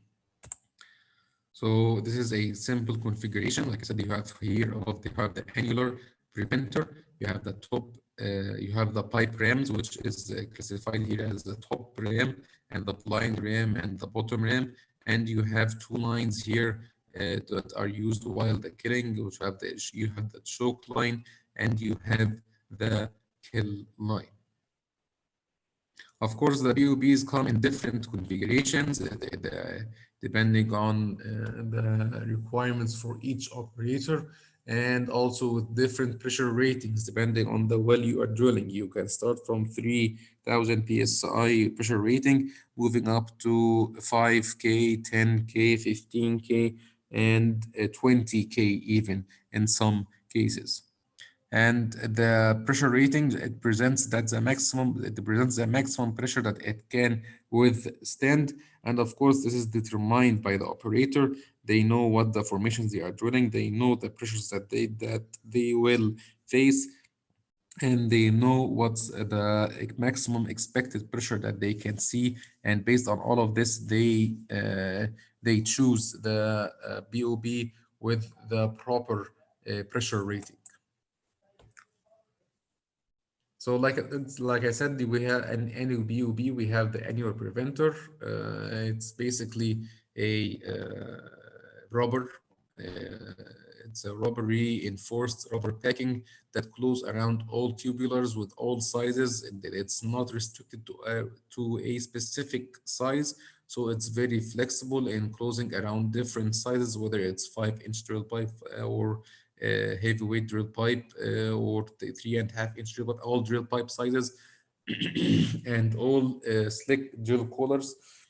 So it's not restricted to a certain size like the pipe ram that we will see. But of course, this comes at a cost because this usually the annular preventer is at a lower pressure rating than the pipe rams. And as seen here in this drawing, the mechanism of the annular preventer is that it has an opening and closing chamber. Here, the drilling fluid, the hydraulic oil comes here and pushes this piston to close this rubber around the drill pipe, thus closing the annulus. And if you want to open it, there's an opening chamber here that also, when the drilling fluid comes into it, it pushes the piston and thus relaxes the rubber around the drill pipe and opens this annular space again.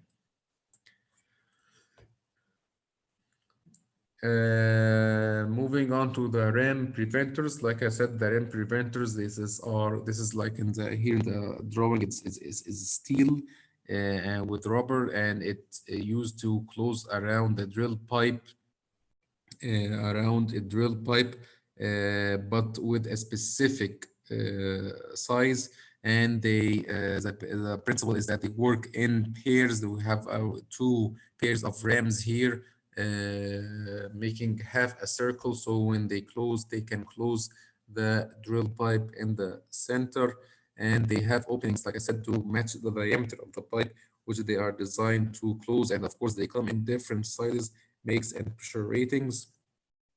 And like I said, the main advantage of the ram preventers is that they have a higher pressure rating than the annular pressures, than the annular preventer, sorry, than the annular preventer.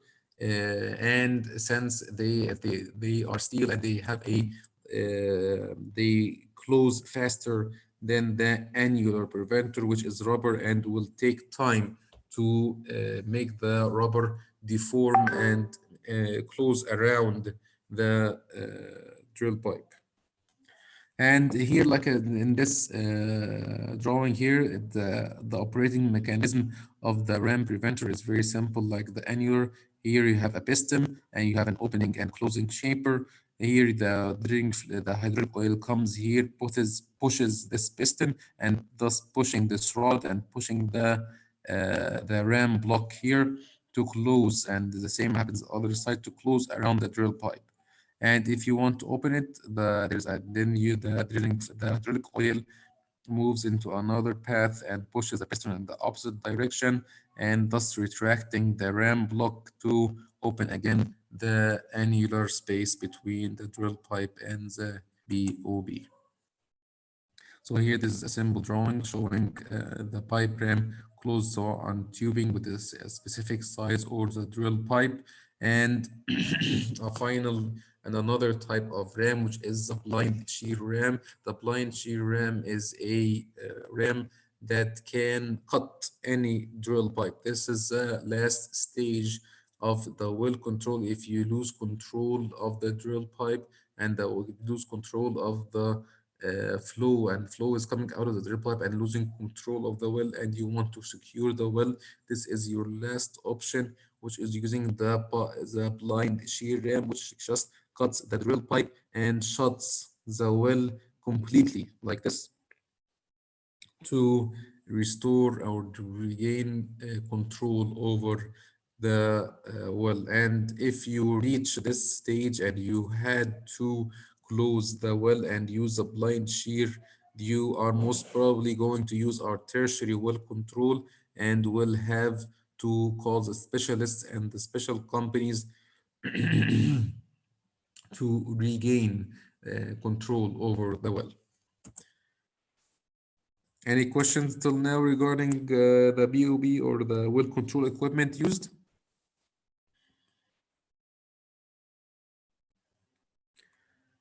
Okay. Moving on to the hydraulic control unit, which is a unit that is used to control the BOB to open and close or operate the BOB. So the main function of it is stores hydraulic energy in the accumulator bottles. It stores pressure basically, and it diverts hydraulic oil within certain hoses, which are put in the opening and closing chambers of each ram or each annular preventer, and they are used to control the BOB to if you want to close any ram or you want to open any ram. And this is it's a very complicated system, frankly speaking. The COM unit or the accumulator unit or the control unit, and discussing it is a very detailed and takes a lot of time. I don't know if any of you have taken the IWCF before, the WCF certificate, but if you get a chance, this is one of the most important parts of the course or the certificate and the exam. And you get a chance to know each component of the COM unit and know the function of it and the troubleshooting. If you have anything wrong, you can troubleshoot and to know where the problem is exactly. So this is accumulator bottles that are used to store the energy. There are different types of it, but the simple, that basically it consists of having nitrogen, and you pump oil here against this nitrogen to increase the pressure of the hydraulic oil, and this nitrogen is usually pressurized at 1000 psi. When you pump the hydraulic oil within it, you keep increasing it till you reach to 3000 psi. 3000 psi bottles, that's a standard value, but there are specific or other high pressure bottles that reach to 5000 psi. It all depends on what's your standard, what's the well you are drilling, what's the unit you are using, what's the configuration of the BOB you are using or require. So it all depends on what you want. Like I said, that the main control of the BOB is at the COM unit or the hydraulic unit, but this does not mean that you have also remote panels that you want it to control the BOB. You cannot have the driller on the rig floor having a kick and you want to close the well. It does not have to run to the COM unit or the control unit to close the well. No, you have two remote panels on the rig, one at the rig floor and one at the tool pusher office. This provides that a remote control of the COMI unit to close the BOP at any time.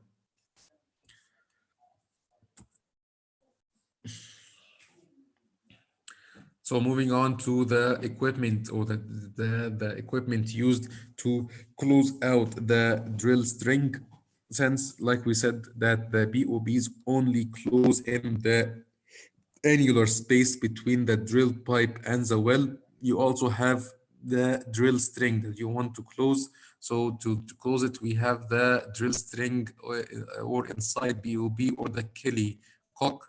This basically is a ball valve, like you see here in the drawing, and you have it's operated with an Allen key to open and close it.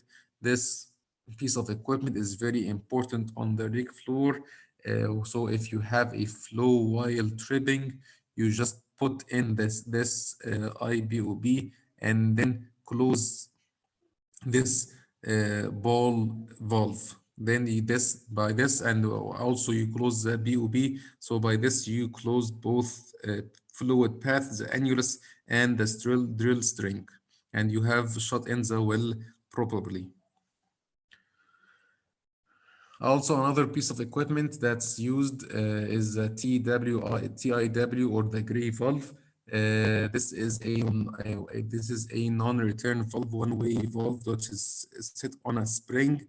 It is used to put in the drill string while stripping. Stripping is a procedure that we do when we while tripping and you get a kick. So since you get a kick, the influx will be on the bottom. To circulate out the kick, you will have to run back to bottom through the annular pipe. So this is called stripping. This is stripping because you are going back into the well while having the annulus closed. So you should have a gray valve or one-way return valve in the string to prevent any flow from the drill string.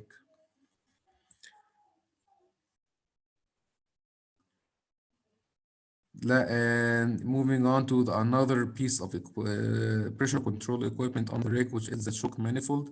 The choke manifold is an assembly of valves used connected to the choke line of the BOB. It is used to circulate up the kick, and it has a choke here, the choke that it's used to apply the back pressure to keep the well under control while killing the well. And like I said, you have here the automatic or you have the remote or hydraulic choke, which is used to apply back pressure on the well, and this is controlled through the remote choke panel on the rig floor. Moving on to our last piece of well control equipment or the well control system, which is mud gas separator or pool buoy degasser, which is used to separate the gas from the mud drilling fluid while killing in the well. So it basically it's a mechanism that you have the fluid here with coming out of the well, going here and hitting some baffles. Of course, this collision causes dissolved gas to get out of the solution and move up into the vent line and gets away from, goes through the vent line to away from the rig, while the drilling fluid that has no gas returns back to your mud system. So anyone has any question regarding the well control equipment?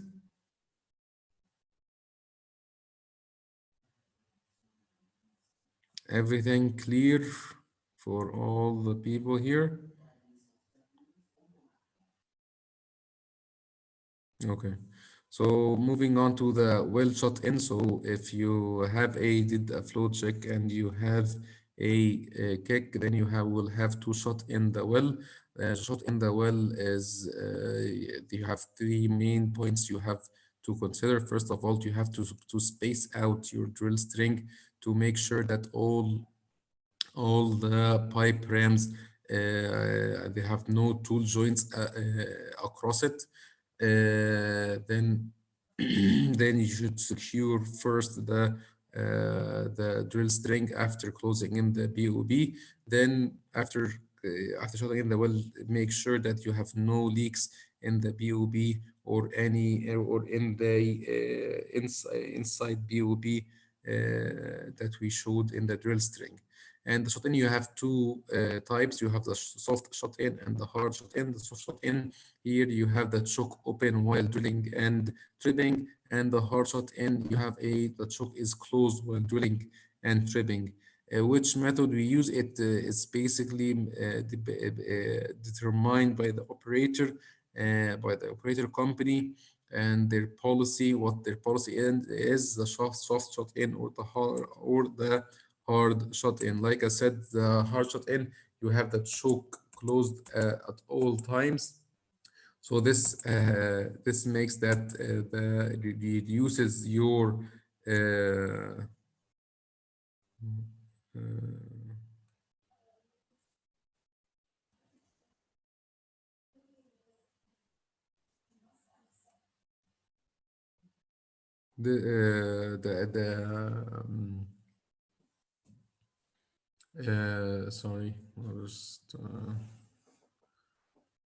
sorry, I was looking at something. Okay, like I said, the hard shot in and soft shot in, the main difference is having the choke closed or open while drilling or tripping, and it's determined basically and by the operator. The main difference or the main advantage of each one is that in the hard shot in you have a faster shot in, since in the hard shot in the choke is closed, so all you have to do is to shut off the pumps and close the BOB. Then this is a well is shut in. Unlike the soft shut in, that after you close the BOB, you will also have to close the remote choke. So shutting in the well during the soft shut in method takes more time, and this increases the volume of the influx, thus creating more and higher pressures while killing the well. And this is a simple comparison showing the difference between the soft shot in and the hard shot in. So here you had the kick, the TK is the time that you had the kick, and the TD is the time that you detected the kick, or the time it took till the driller notes that they have a positive warning sign, you like an increase in the bed volume, and he did a flow check and saw the well kick and the well flowing, so he know that he has a kick. So now he wants to do a flow check. That's TC. TC is a confirmation phase that he now he's sure that we have a kick. And moving on to the securing phase. So in the soft shot in, he has to open the choke line, close the BOB, then close the choke. So it takes a very long time. Unlike the hard shot in, all he has to do is just close in the well. He has just to close in the well. Then he has here the TS, which is the shot in time. It's very much lower than the soft shot in. So you will have a smaller volume here in the hard shot in. And as like I said, it's a company policy and will differ from company to company which method of shot in will be used. Excuse me. So moving on to the shot in procedures while drilling. It's just like if you have a positive sign of the kick while tripping, you just have to space out and, like I said, step in the full opening safety valve, which we showed, and then close it. Then close the BOB and the choke if depending on which method you are using, so whether it's a soft or the hard shot in, then pick up the top drive, open the safety valve, then notify your supervisors and get your calculations ready and prepare to kill the well. So all of this, since there's a lot of checks or the equipment checks that done for the well control and to keep the rig crew always aware and watching out for any kick signs, it's very important to perform regular drill kicks, regular well control drills on the rig, which should be done at least once a week with each crew, and also should be done while drilling and while tripping, and to see the response of the rig crew and make sure they are competent enough, and make sure that all the well control equipment that you have on location are in good shape and are working. So in case that you have a real well control or a real kick, that you can kill the well successfully. So after you did all of this, and now you have an indication, and now you shot in the well. Moving on to the most important part, which is killing the well and regaining your primary well control over the well. So you should always keep in mind and treat the well as a U-tube. What's a U-tube? That you have two flow paths in your well. You have the drill pipe and you have your annulus, and they are connected with each other with the bit. So it's a U-tube. Should always know that if you have an increase in pressure on one side, it will reflect and mirror and affect the pressure on the other side. And like I said, that the main drivers for the pressures in the well will be determined by the reservoir pressure and by the contents of each side of this U-tube and by the surface pressures. All of this are connected by each other and will affect each other.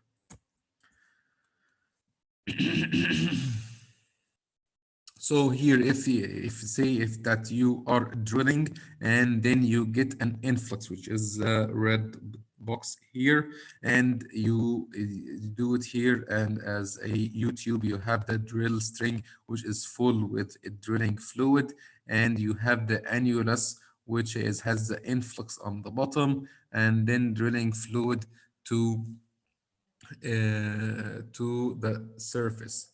So after getting a drilling kick, the influx will be usually located at the bottom, and it will be usually around the BHA. And of course, since the BHA has drill collars which have larger ODs, it will have a lower annular capacity, causing the influx having a higher height around the BHA. So after you take in the kick, the bottom hole pressure is now equal to the abnormal pressure or the high pressure zone, which is here is called BO, or reservoir pressure. So if you have the drill pipe is full with the drilling fluid density, which is here is rho 1. So if you want to calculate the drill pipe pressure, it will be the reservoir pressure minus the gradient of the drilling fluid. It will give you a drill pipe pressure. And if you look in the annulus side, or the annulus side of the U-tube here, you have the reservoir pressure. You will subtract it by the rho influx, which is the influx pressure gradient, which should be usually lower than the drilling fluid densities, like I said, because it's usually either oil or gas, and in both cases it will have a lower density than the drilling fluid. So you will remove the hydrostatic head, then you will continue with the mud fluid, you will continue with the drilling fluid density, it will give you the annular pressure or the casing pressure. So, so usually due to the nature of the influx, the P annulus will be greater than the drill pipe pressure due to the lighter fluid in the annulus. If in a case that you have the drill pipe pressure greater than the casing pressure, then this is something unusual, and you should double check the numbers.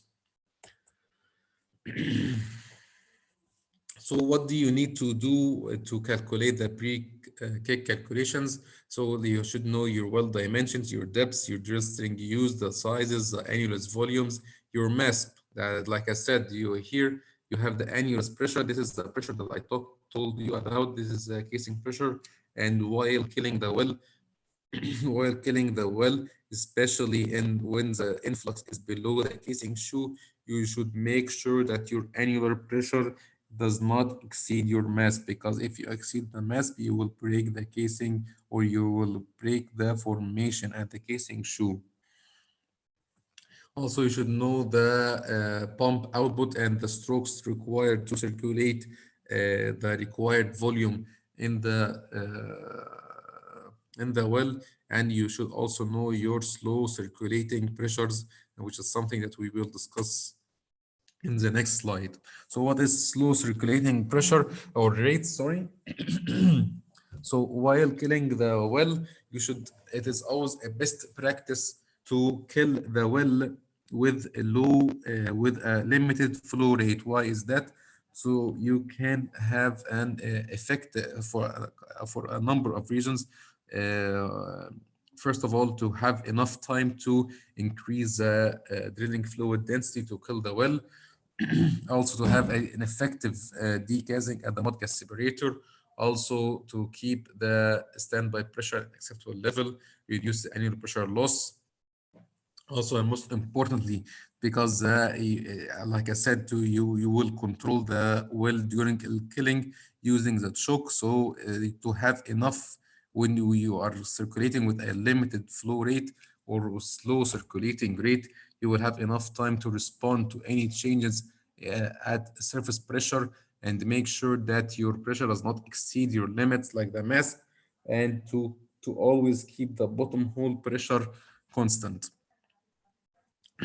Also, in subsea wells, slow circulating rates are very important to minimize the chance of the formation of hydrates at the choke, and also to the high pressure loss in the long choke line, especially in the subsea BOBs.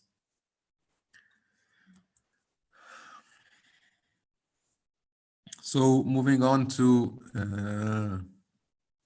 the kick sheets. The kick sheets, like I said, this is a sheet that all supervisors on the rig should know and make sure that they are they are updated.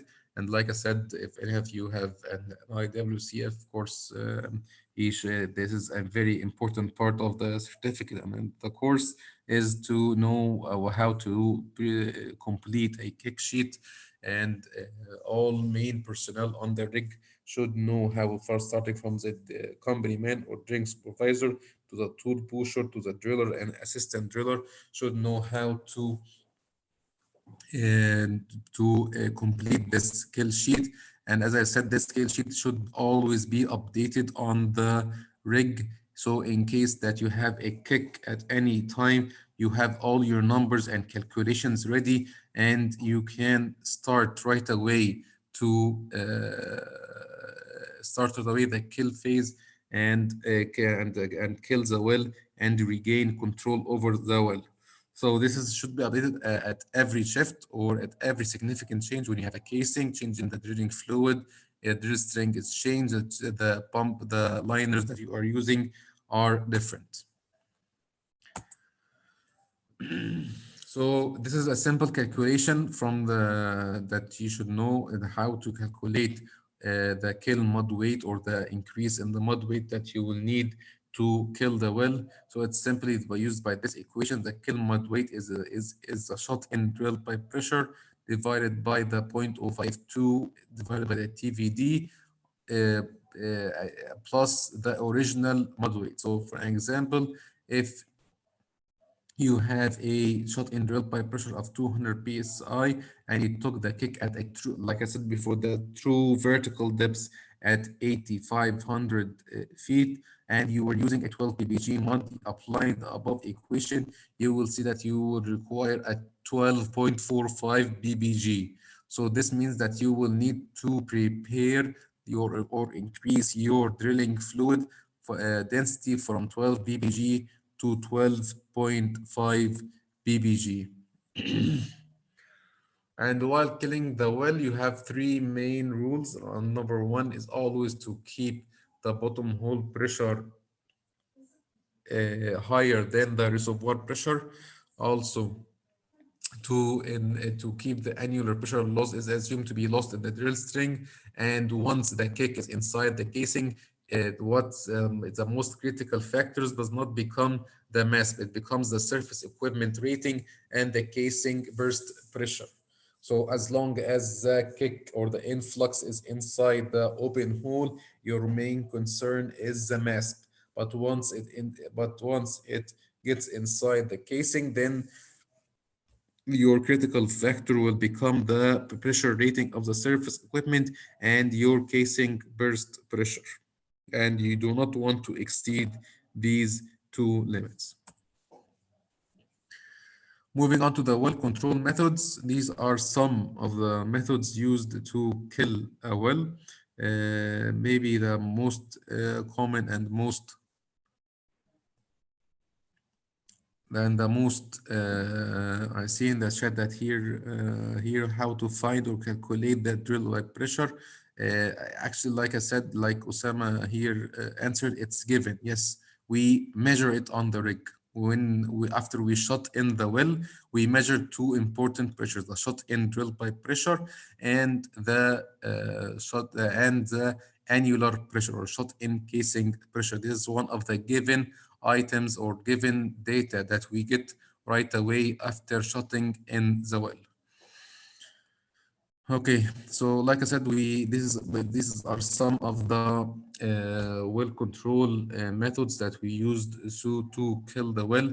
Maybe the two most common is the weight and drillers method, and this we will discuss in some detail later on. Also, we have the concurrent method, which concurrent method, which basically means that we increase the mud weight while killing the well. Bullheading is a method of well killing in which the influx is not circulated out of the well. No, we push it or pump it back into the formation by applying or increasing the surface pressure. And last but not least, the reverse, which is rather than circulating from the drill string into the annulus and getting the kick out of the annulus, we do the reverse circulation where we pump from the annulus and get the influx out from the drill string. And this is a very rare method, and it's very common in work over wells where it's used there. Okay. So this is some of the most important calculations that is done while killing the well. I see here Osama said bullheading gas, and it's not necessarily in gas wells only, Osama.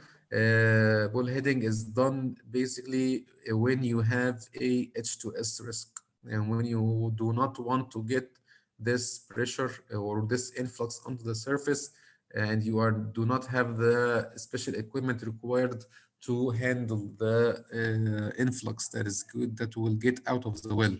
So that's one of the applications of the bullheading method. But for gas wells, it's not necessary that we only use the bullheading method. So, like I said, these are the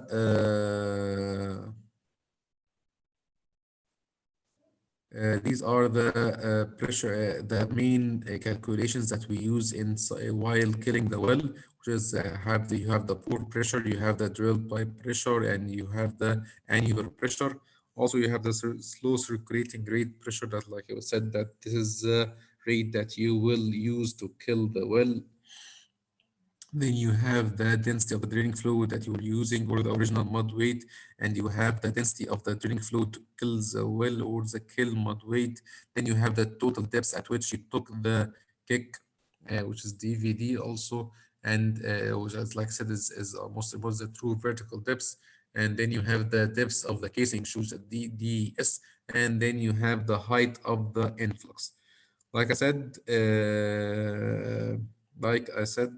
from the things that you will have once you shot in the well, you have the drill pipe pressure because you will measure it. You have the annular pressure because you have it. You will measure it once you shot in the well. You do have the slow circulating rate, which is measured every 500 feet, like I said before. You have the drilling fluid density that you have the TVD for the hole, and you have the TVD for the shoe. Using this input, you can calculate the pore pressure using the drill pipe pressure. You can calculate the kill mud weight using the equation that we showed before, and the height of and the influx also can be calculated. So these are the main equations used while killing the well. Like I said, the bottom hole pressure is the drill pipe pressure plus the true vertical depth. Then with the gradient uh, of the draining fluid inside the well. If you want to get to know the gradient of the influx, you can use this equation. Depending, this can help you if you to know what's the type of the influx, whether it's water or oil or gas. So if you have it 0.1 psi per foot, then that's you have an influx of a gas. If it's zero point 0.2 to zero point 0.3, then you have an oil.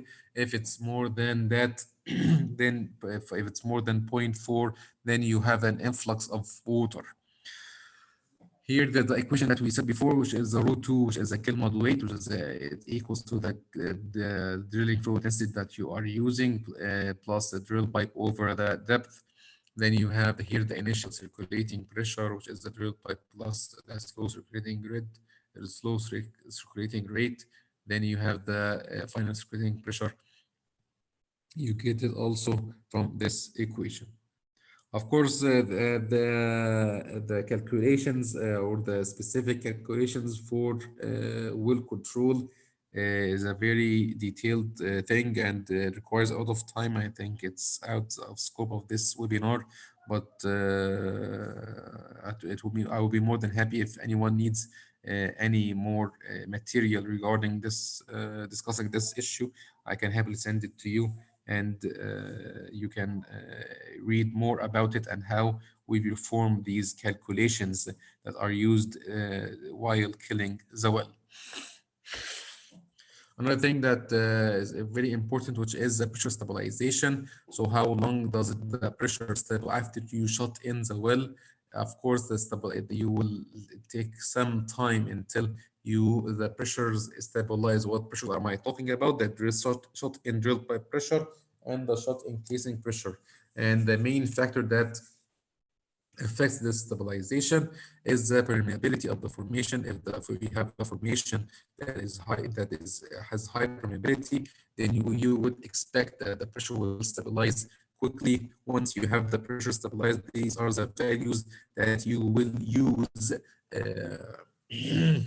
will use for your calculations. But if you have a low permeability formation, it would take some time till the pressure stabilizes and get values that you can use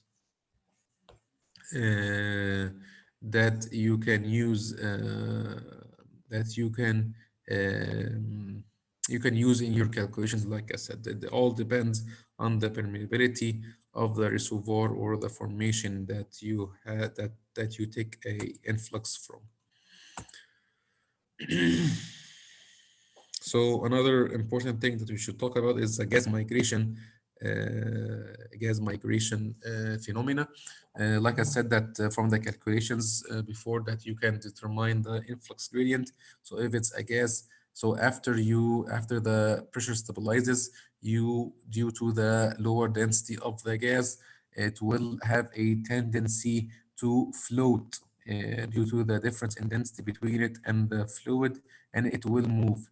But due to the sense, if the well is shut in, this gas will be move as a gas bubble, and a gas bubble with a constant pressure. So if you have a formation pressure of 555 100 psi and you take a kick, okay, and here you have a hydrostatic pressure of 5000 psi, so it's a 500 psi under balance. So that's why you have here 500 psi on the surface. So here you have a bubble of 5500 and a hydrostatic pressure of 5000, so the difference is 500 on the surface. But due to the difference in density, this gas moves as a bubble. And since you are shutting in the well, it does not expand. And since it does not expand, it moves with the same pressure. So here, if you have this bubble moves up, it maintains its constant value of 5500 psi.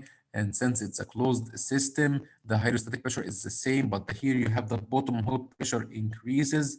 And as it moves up here, also, if you notice, the surface pressure is also increasing. And if you do not respond, this pressure or this gas bubble will reach to the surface.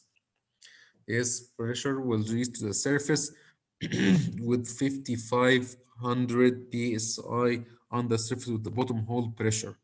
So, like I said, the bottom hole pressure is equal to the formation pressure upshot, and if ignored and you do not and see and leave the gas influx to migrate, it will cause a bottom hole pressure increase. Like I said, it's here the bottom hole pressure increase from 5500 to 10,500 psi. And all, of course, since all of this, as it migrates, the pressure inside the whole well is increasing. Please be aware that when you have the well shut in, this is a closed vessel, a closed vessel. So if the pressure inside this vessel increases, the whole vessel increases, and all parts of the form of this vessel will be exposed to higher pressure. So you will have the casing shoe pressure increases, so you will have a high chance that you will exceed the mast and you will fracture this formation. Also, the casing pressure will increase. Okay, so this gas migration is a very critical phenomena, and you should always watch out. If you have a gas kick, you should start the killing as fast as you can to avoid this phenomena. Another important thing, like I said before, that as the influx volume increases, the pressures will increase. Okay, so since the drill pipe here you have the drilling fluid is the same, so it will not be affected. But what affects is the annular pressure. As I said, that the annular pressure is higher than the drill pipe pressure. Why? Because you have a lighter fluid in the annulus. So if you have a larger height or a larger volume of the influx in the annulus, you will have a higher annular pressure. So this is why once you have a warning sign of a kick, it is very important to close in the well as fast as you can. Why? To decrease or reduce or minimize the influx volume as much as you can, to reduce the pressures as much as you can, and make and avoid here, like here, avoid exceeding the mast and causing a fracture at the casing shoe. Also, the pressures will depend on the influx type. Like I said, the annular pressure is higher than the tailpipe pressure, depend due to the lighter fluid in the annulus. So if you have a water here, the pressure will be higher, but not that much. If you have an oil which is lighter, the pressure, annular pressure, or the difference will be greater. And if you have gas, you will have the highest pressure difference between the annular pressure or the casing pressure and the drill pipe pressure. I hope that these graphs show you the difference and the factors that affect the annular pressure and how we can reduce these pressures as much as we can, and what are the factors that determine the values that you will see. So like I said here, that if you have here the shot into by pressure, here you have it increases then stabilizes, and if you have a gas kick, the pressures will start to increase due to a gas migration.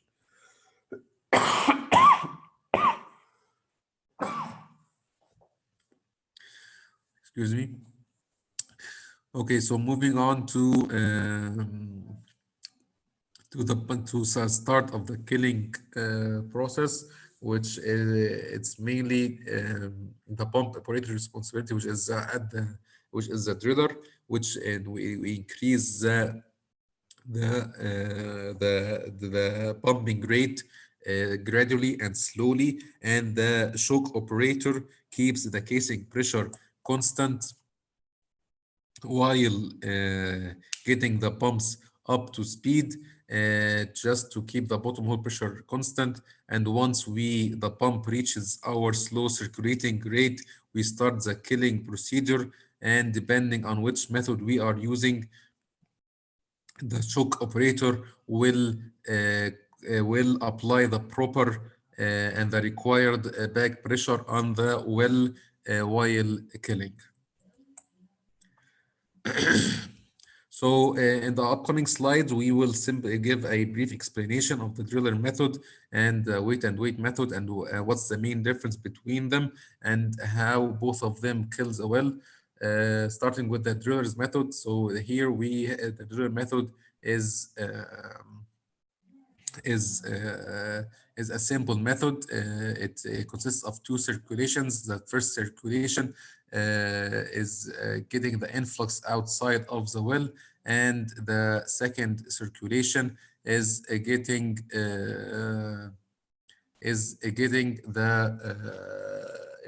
the influx outside of the well. With the first circulation is getting the influx outside of the well, and second circulation is increasing the mud weight to kill the well. Like I said, this method is used for both types of kicks, which is the underbalance kicks or the drilling kicks, like we said before, which we entered a formation with insufficient mud weight. So the second circulation is required to increase the mud weight to the kill mud weight, and also used for the mechanically induced kicks, which is meant by during tripping, which you have sufficient mud weight, but you fail to keep your primary well control due to improper hole fill or due to swapping. So in this case, you run back to bottom and circulate only one circulation to get the influx outside of the well and keep the same mud weight, since you know that it is sufficient and keeps and is higher than the pore pressure. But at this, after killing the well, you will keep the hole fill and watch out for any signs. So the advantages of this method, that circulation begins immediately, so you do not have an issue with if you have a gas kick, you do not have any issue with the gas migration. Also, you do not require to increase the mud weight immediately. So if you have any shortage in the weighting material, you have time. By the time you have time to get them on the rig and start increasing your mud weight.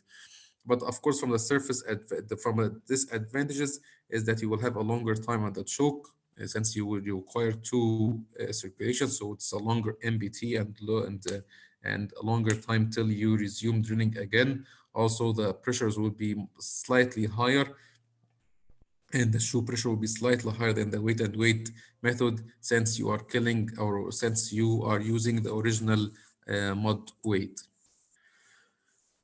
So here is a simple illustration of the well. Like I said before, as a YouTube, you have the drill string with the shot in drill pipe pressure, and on the other side you have the annulus with the shot in casing pressure and the influx at the bottom.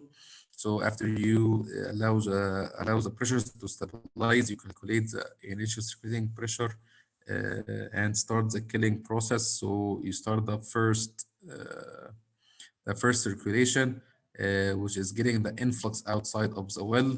During this circulation, you keep the drill pipe pressure constant at this value, which is the initial circulating pressure, during till you get the influx outside of the well.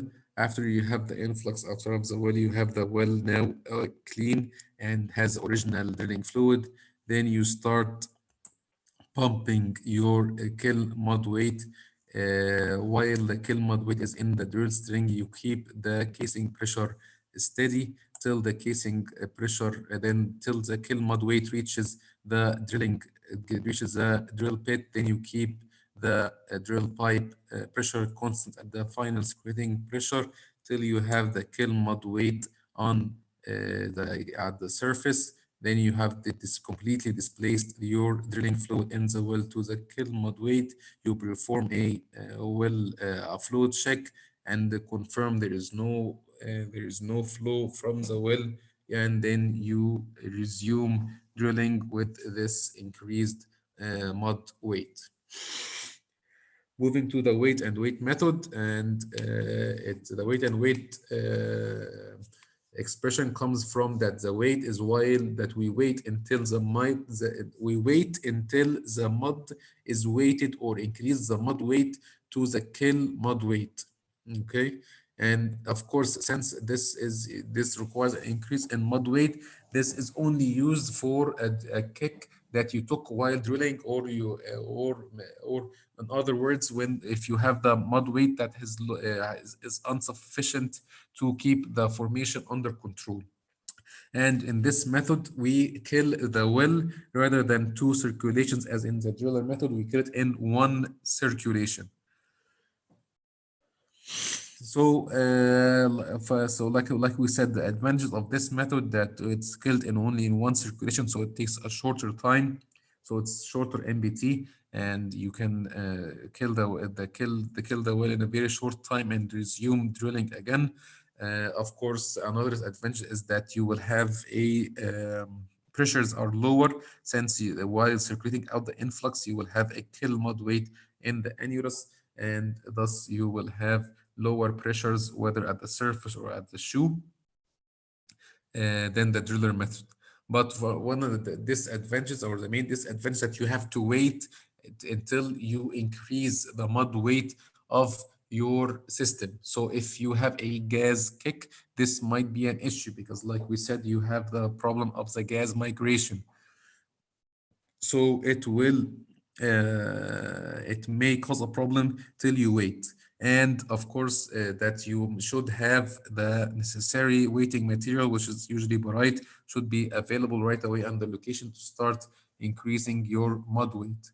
So which method do we use? Again, it's a company policy, it's operator policy. It differs from one place to another.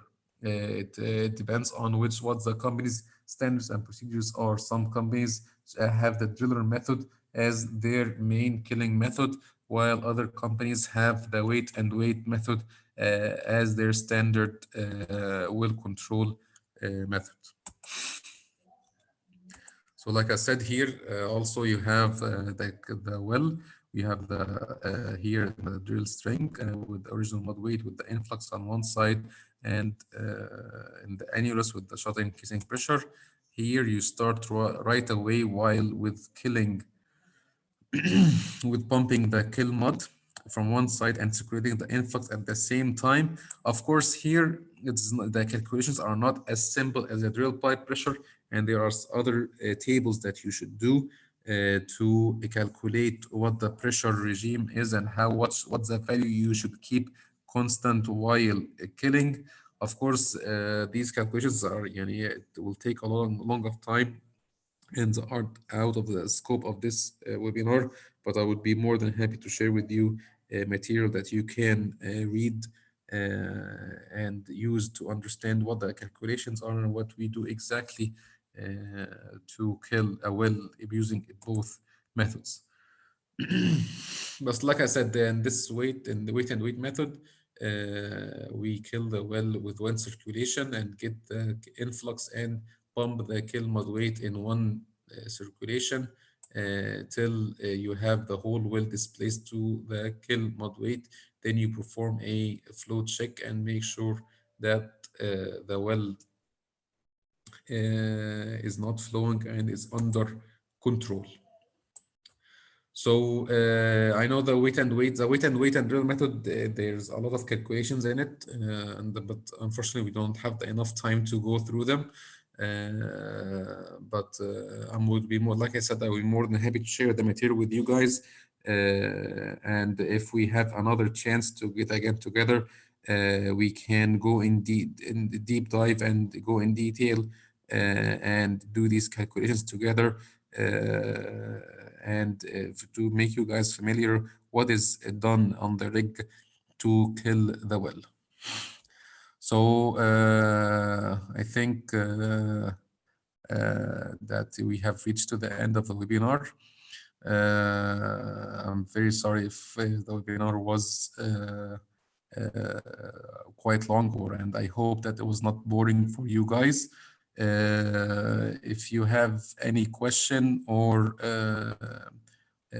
anything you need from my side, please let me know on the WhatsApp group, and I would be more than happy to help you guys. So anyone has any question or before we close up? Thank you, Engineer Amr. Really, it was a very valuable and great session. Thank you. Thank you. Okay, thank you guys. Okay, and I'll see if I can share this presentation as a PDF. I can send it on the group. Okay, so Osama, here's the difference between blind rams and shear rams and pipe rams. Okay, so quickly, pipe rams, like I said, is ram that are designed to close around drill pipes. Like I said, they are two pieces, each one with a half circle to close around the pipe ram or close around the pipe. So they are designed for specific sizes of the drill pipe that you will use while drilling, whether they're 5-inch or 5.5-inch or 3.5-inch, whatever their size. Then you have the blind rams. The blind rams, they are rams that are designed to close in the well. They are not designed to shear the drill pipe or cut the drill pipe. So they just close the well.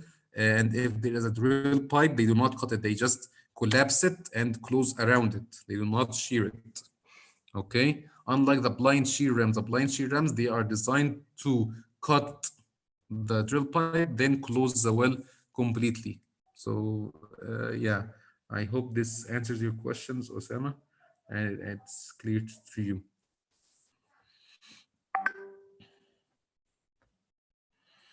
Okay, everyone. Okay. Okay, thank you for your time, and I hope to see you soon, inshallah.